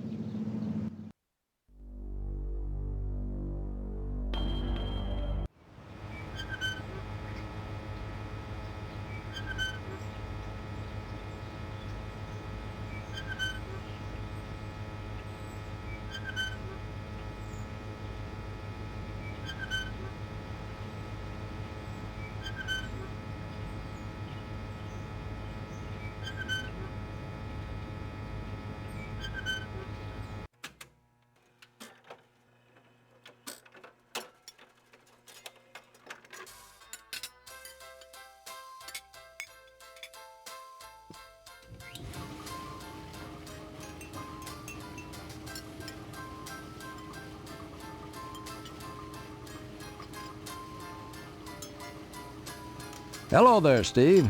Here for lunch? No, just here looking around, though I'm not entirely sure where here is. Oh, I forgot. You're playing your little amnesia prank. Well, boy, this is DNA's Diner. Isn't that right, Edna? Don't listen to Sheriff Dwayne. This is Edna's Diner. But ever since the E burned out on the sign, they've been giving me a hard time. Now, don't be like that, Edna. It's a great place to eat, which is good, since it's the only place to eat in Harvest.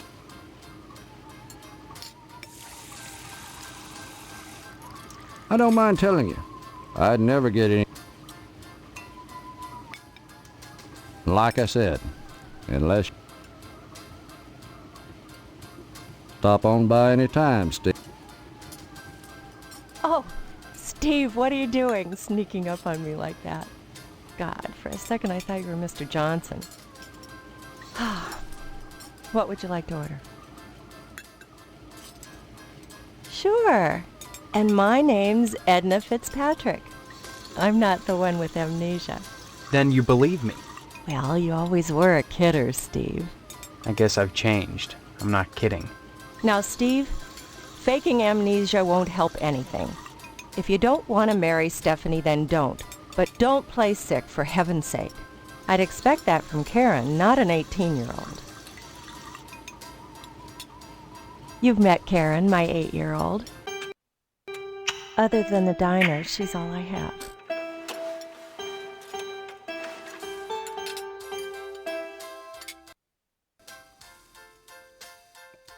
There isn't a nicer girl in Harvest than Stephanie, Steve. You should be grateful that she's promised you her hand. I don't remember that happening, Edna. Honestly, you men are so childish. I don't know what it is about marriage that turns even the bravest man into a coward. I was going to marry Karen's father when he just up and ran out on me one night. I heard that he joined the lodge. But if he did, I never saw him come out again.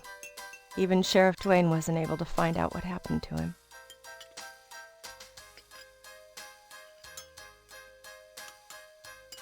Mr. Johnson has a liking for me.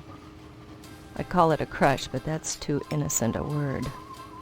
He's a bitter man with too much time on his hands. He's never gotten over being rejected by the lodge, and there's something unwholesome in the way he looks at me. I'm always glad when the sheriff comes in every day at noon. The lodge is the repository of all wisdom. You should join the Order of the Harvest Moon, Steve, and soon. Why? For God's sake, what is it about this place? The wheat ripens and waits not for the scythe. The farmer who waits too long, it were better that he use the scythe to rip his own stomach out than to stay his scythe when the wheat ripens. The harvest moon wanes and then comes winter. An empty belly, the body sun's belly, gurgling within or bloody on the ground. What does it benefit a man if he gains his soul and loses the world? You hunger. Feed yourself before it's too late. Oh. Edna? Steve. Well, what happened? Were we talking about Boyle? Or was it Karen? You seemed strange there for a minute. I'm sorry. I'm under a lot of stress. Running this diner all alone. Forgive me.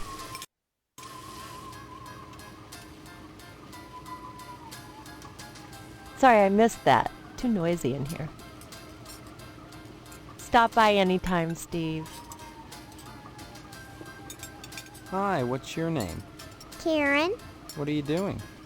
playing. My mom is working, so I gotta stay out of her hair. Wanna play? Not now, maybe later. Okay. Bye-bye.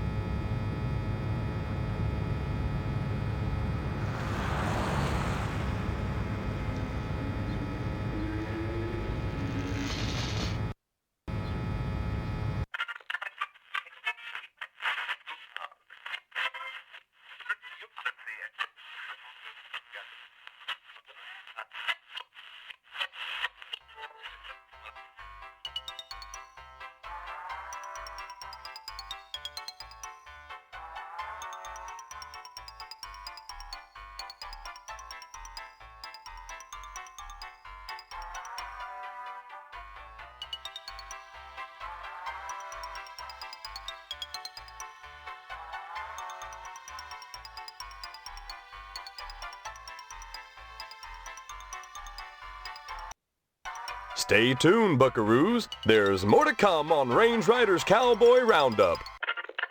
So don't go away. And what's your name, hombre? Steve. Steve's a swell name. My dog's name is Steve. Would you like my autograph, Steve?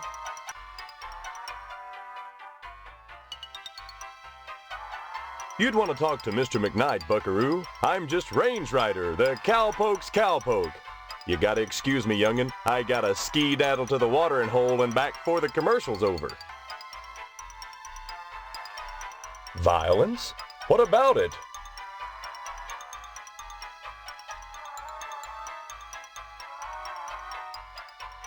Violence is as American as apple pie and low SAT scores.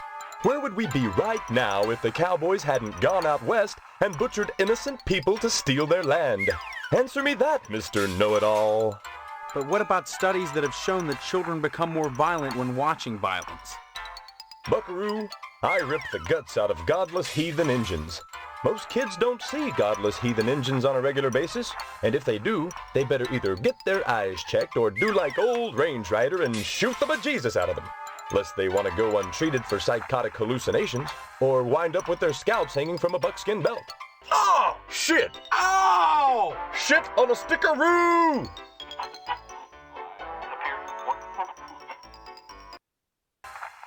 The parents that are griping about violence on TV are the same parents that go outside in the morning to fetch their papers, secure in the knowledge that they won't get an arrow through the noodle because the violence they hate so much done cleared the engines out of the neighborhood. Yeah, civilization has benefited from violence. But should violence be treated as entertainment? Check my ratings, son. Violence is entertainment. I just put it on the air. If some kid watches, that says something about the kid, not me. Now, excuse me, we're going back on the air.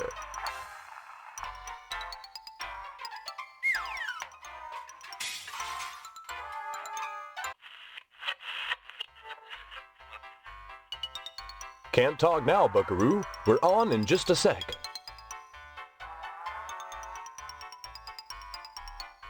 Why, you're spouting nonsense, cowpoke. Happy trails, buckaroo.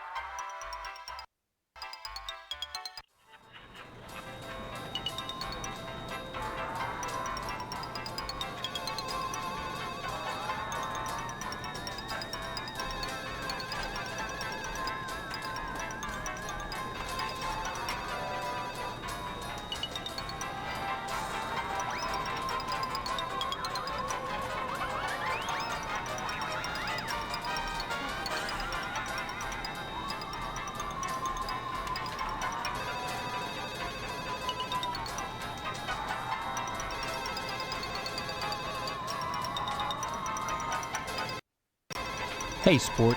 This is a private office. Yeah, I know, Mr. McKnight. I own and operate this station. Have you brought me some news for tonight's broadcast, or...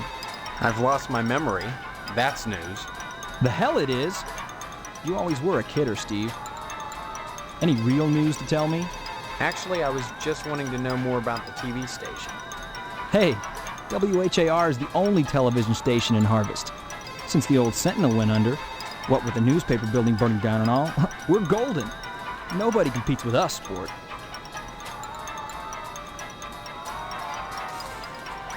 Hey now, Sport, that's an irresponsible allegation. I had nothing to do with that fire.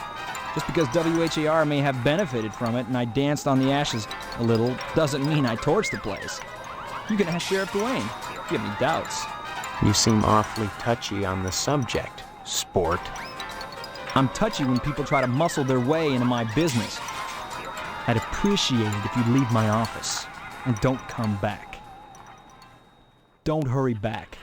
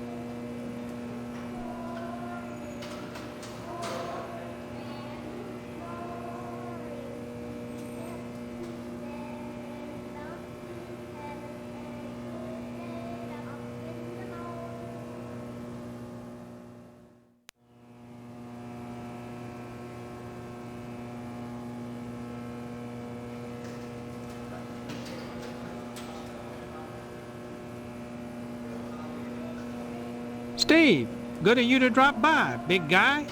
Haven't seen you since graduation. A lot of changes, I hear. You could say that. Good, good. That's a nice part of my job, turning fine young men and women out into the world, and then watching them prosper. Of course, I was able to reach more people at the old Sentinel, God bless her. But then again, I never got to see the results of my work up close before. Who are you? You know very well I'm Mr. Harold, the principal of Gain Memorial. Steve, I've heard about this amnesia nonsense. I had hoped you'd be in the lodge by now, fine young fellow like yourself. But now, I think maybe you need a little more quality time.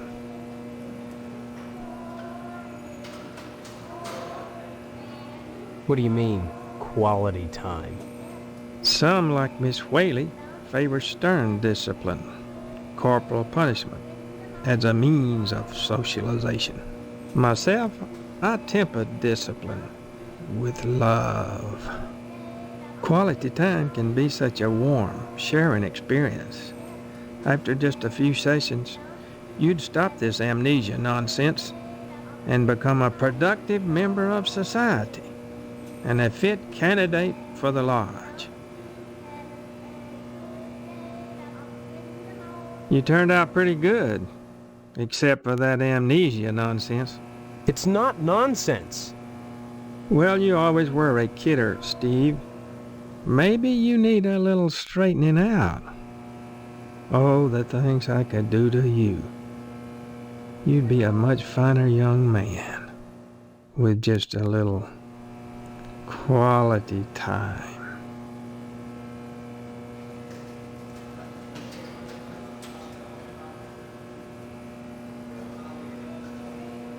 Big guy, borrowing some quality time? The greatest gift I can bestow upon you as your former principal is a word of advice. Join the Order of the Harvest Moon at any cost. Within the lodge lies your future, and without, dust. Why do you keep calling me big guy? A sign of respect, lad. As principal, my station is higher than yours now, but you never know what the future holds, so you should always hedge your bets and pay tribute to your inferiors. You never know who will come to power, or who, even now, wields it behind the scenes. For all I know, you might already be a member of the Order, with access to the lodge.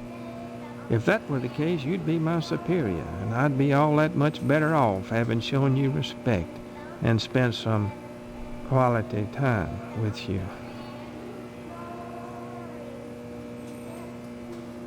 Surely mine is the most important position in Harvest. The ability to mold young minds. That's power. You might think Sheriff Dwayne's the most important man here, big guy, but he only deals with my failures. When I do my job right, the sheriff never sees a thing.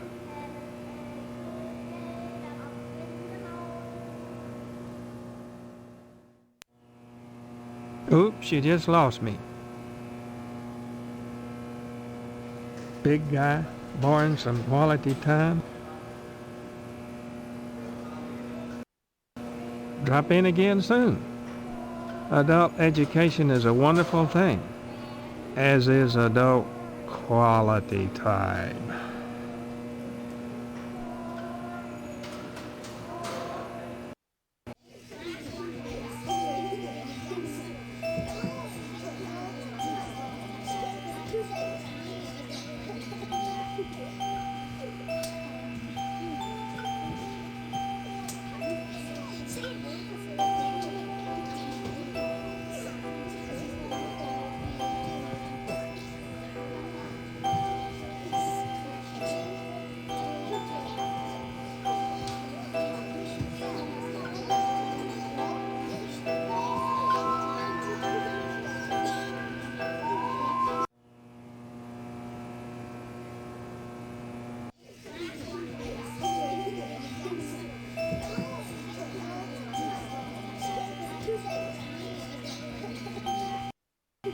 My goodness, class, this is Stephen. He used to be a student here at Gein Memorial. Say hello, class. They're reticent. The educator's gravest problem today is the apathy of the students. What's wrong with their heads? I can tell you in one word, Stephen, discipline. Thank goodness you weren't a sulky bear. You were always a smiley bear. Then you remember me? Not as such. So many pupils, Stephen. They come and they go. But I can always spot those who were nice boys. You can tell from the forehead. The lobes, right, class? I'm glad you stopped by, Stephen. Would you care to say a few words to the class about civic responsibility? Not really. I was just passing through. Oh, but you must, Stephen. A positive role model might be just the thing to inspire these little monsters. Stephen, have you any questions for me? Or shall I continue with class? Ask away, then. We don't practice corporal punishment here. I've never believed in that old adage, spare the rod and spoil the child. A rod is too thin. But a baseball bat? That bridges the generation gap quite nicely. Oh dear, Colonel Monroe is conducting another air raid drill. Everyone into the hallway, quick!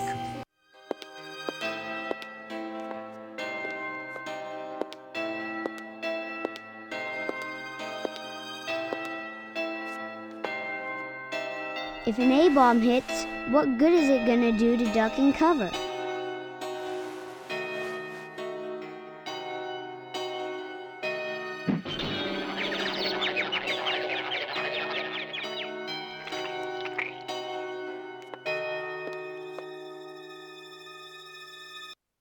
My stars, that was exciting.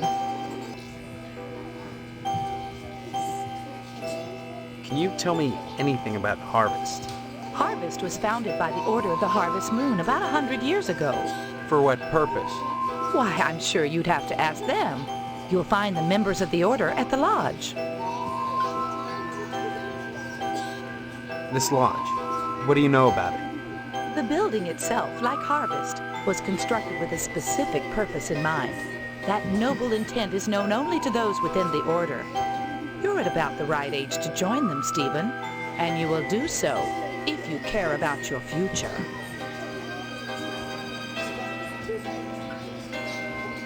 Stop by any time, Stephen.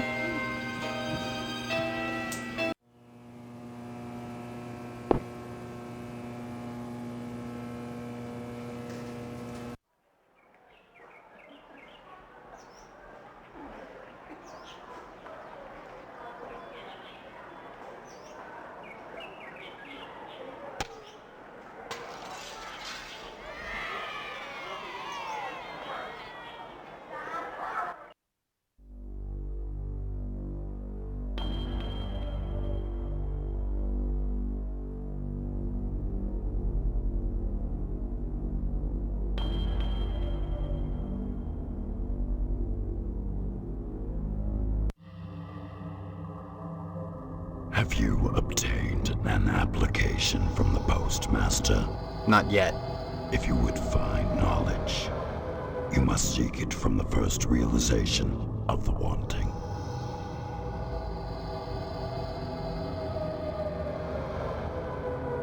Harvest seems strange to you. Nothing.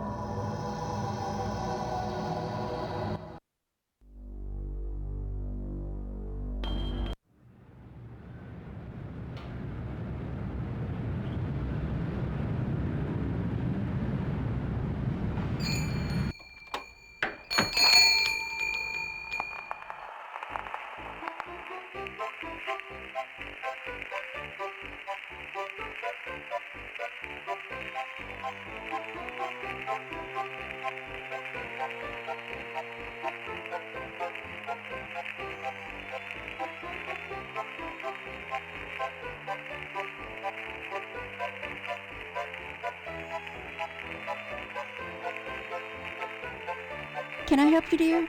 Who are you? This is Phelps General Store, so who would that make me?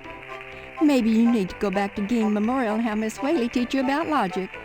I'm fuzzy on a lot of things these days. My memory's gone. Pshaw, you always were a kidder, Steve. I'm serious, I need some help. Well, they say a sharp blow to the head is a good thing for amnesia, in which case I'd recommend Miss Whaley again. Then again, they say a good scare can jog the memory, in which case I'd advise you to visit the Sergeant at Arms over at the lodge. That man gives me the willies, Speaking of Willies, how's your father? Don't know. My so-called mother keeps him locked in his room. I can't get in. Care to buy anything today? Just point to whatever you want. I'm a little hard of hearing.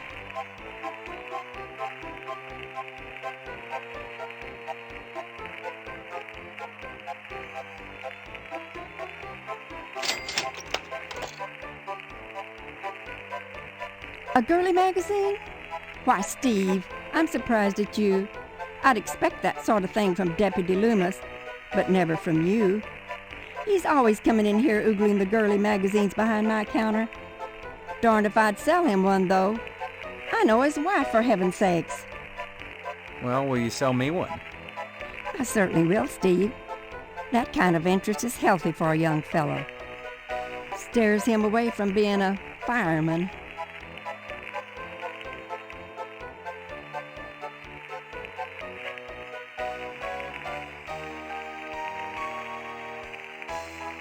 Hello, Steve.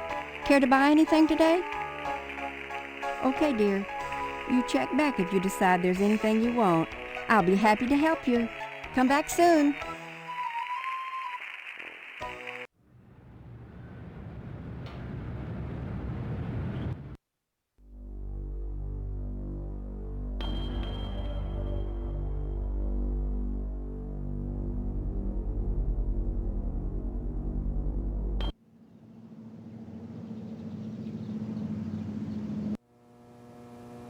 Kiddo, you brought me any of them girly picture books? No, sorry. Oh, heck. Why should you be any different from the sheriff or Mrs. Loomis? Steve, I'd be right obliged if you could just see clear to bringing me just one of them books. Believe me, it'll be worth your time to do it. Anytime, kiddo.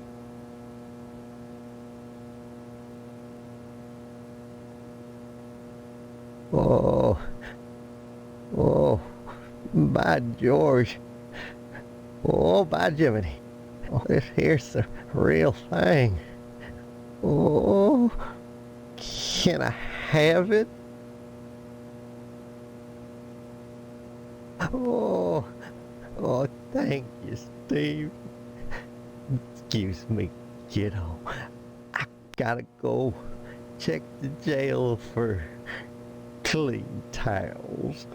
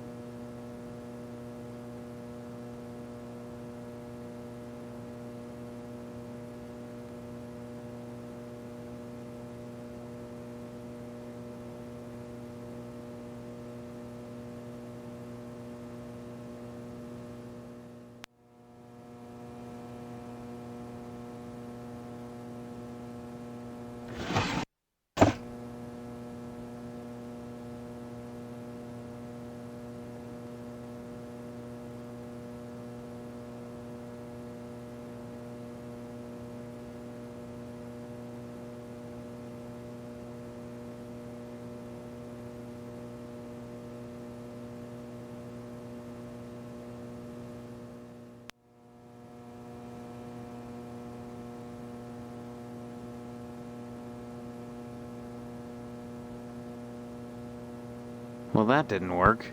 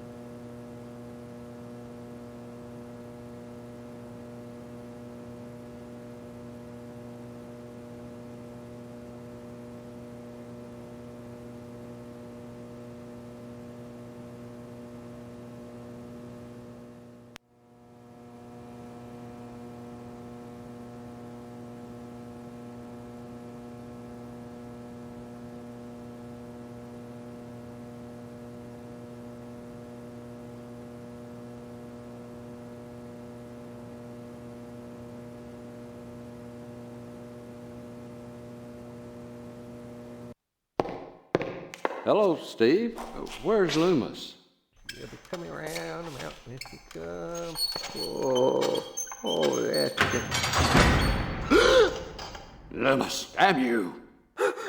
Wait, no. No! No! Straining up the mattress again! Folding up the towels!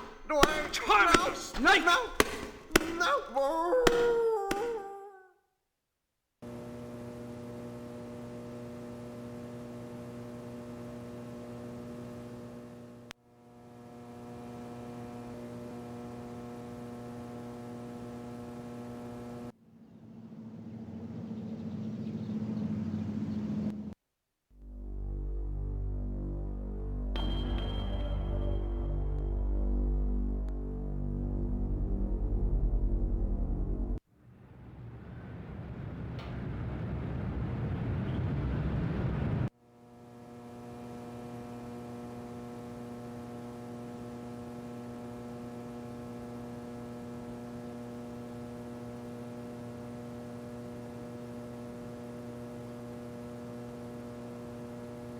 Sorry, son. No time to talk. Next time you post.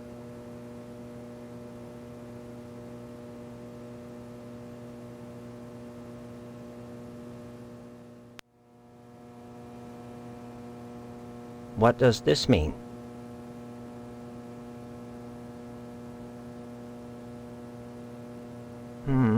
This is unexpected and awkward. But my luck's been bad ever since Dwayne found that darn gas can at the newspaper building the day after the fire. He has this insane notion that it's mine. I pay him not because I'm guilty, but because I don't want him slurring my good name around Harvest. Oh, naturally. You know, he keeps that gas can in the evidence room at his office. I'd be really grateful to whoever could fetch me that can. Grateful enough to provide him with a lodge application. Ahead of schedule, and risk the collapse of civilization as we know it? We must keep our standards intact. But to do that, we must keep our asses intact as well. Oh, and Steve, you'll keep this to yourself. If you're smart. Sorry, son. No time to talk. Next time you post.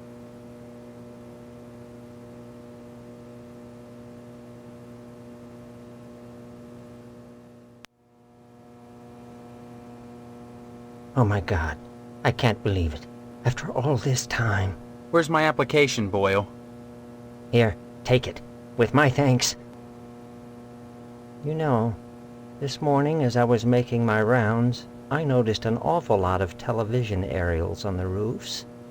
Seems like more and more each day. You got me this can just in time, youngster. I may have need of it again. What do you mean? There's another reason why Sheriff Dwayne didn't investigate the Sentinel fire. If you'd like to get something else on the blackmailing bastard, check around the television station. While you still can. Sorry, son. No time to talk. Next time you post.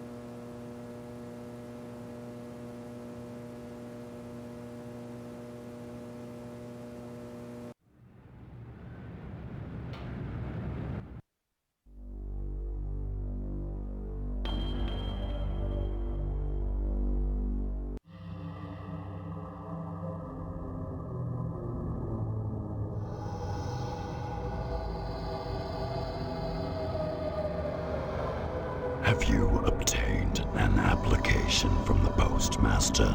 If you would find knowledge, you must seek it from the first realization of the wanting. Whether you do or not matters little to me. Many are called, but you chosen?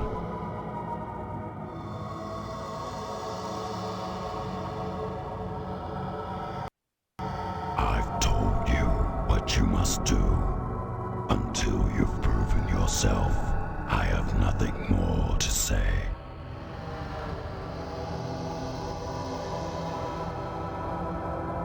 That's a ticket.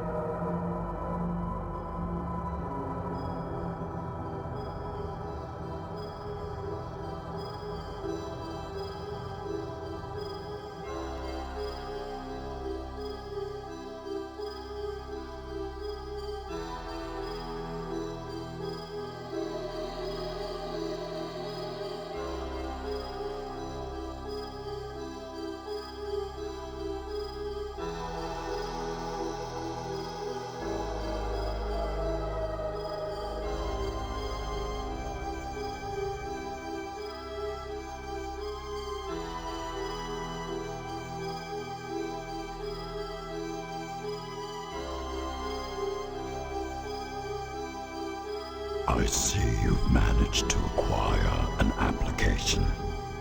That demonstrates resourcefulness, a desirable trait for prospective members. You need a rest.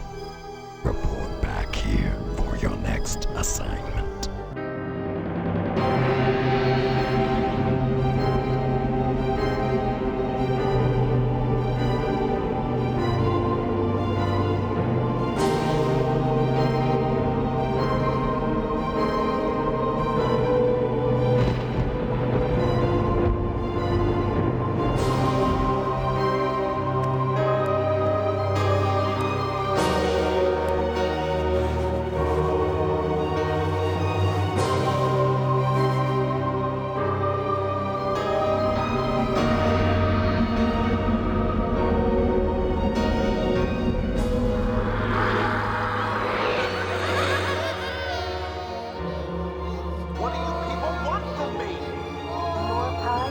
Welcome to our order. The hand that grips life is Stephanie.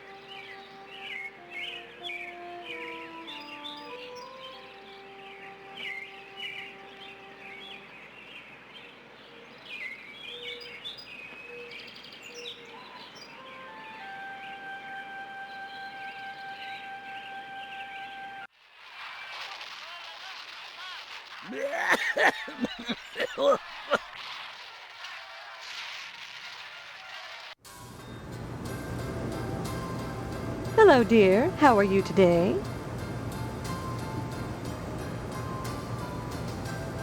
What lodge? The Hall of the Order of the Harvest Moon, Steve. What's so great? Hard to say since... That's wonderful, Steve. Don't forget to put the papers out for Jim. What do you want? I hear him at night, thrashing and moaning. I crawl out my window and see Mom's shadow on the shade, pot holders on her hands, reaching for him. How can she do the stitches on him wearing those? Wouldn't she slip? Don't be silly. She wouldn't do that. Of course she'd slip. Maybe that's why he's not getting better. Good.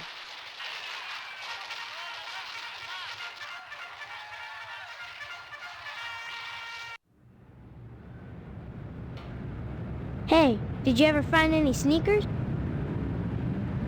Whoa, that's great. Maybe we could trade. What could you give me? You know Miss Whaley and Principal Harold down at the school? Well, I found out they're messing around with each other in the broom closet. I can tell you when they meet and trade you some keys that'll let you catch them red-handed. What do you say?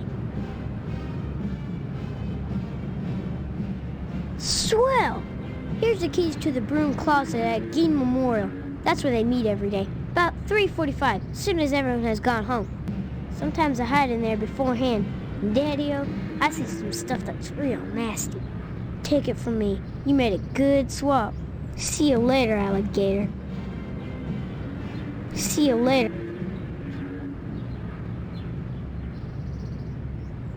Damn it, what's so hard about remembering to take out the paper? You need to wise up, pal, before I get mad.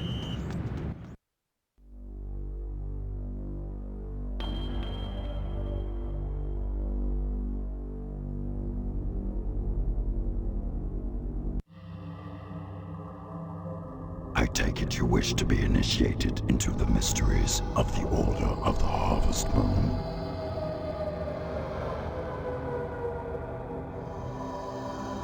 A bad feeling.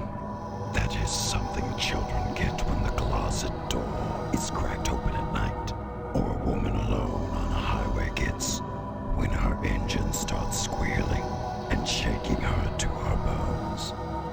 A bad feeling is a little thing to deter a man. However, if you do not wish to proceed, then there is no need to continue. You are lower than dust, the chaff that must fall aside. Beware, the harvest approaches. I take it you wish to be initiated into the mysteries of the Order of the Harvest Moon. Very well. Know then that securing the application was but the first step on your road to enlightenment. Now you must complete a series of tasks to prove your worthiness as an initiate. What kind of tasks? Minor pranks, really. Nothing overly difficult. More tests of wit than prowess. But complete them you must, if you wish to enter these walls. Minor prank, eh? I'll bet. What have you got in mind? There is in Harvest a man named Mr. Johnson. He owns a tucker. It is his pride and joy. I should like you to put a scratch in it. A scratch? That's all? As I said, a minor prank. Mind you, you are not to damage the vehicle. Merely put a single scratch in it. Once you have done so, return here, and I shall give you your next task.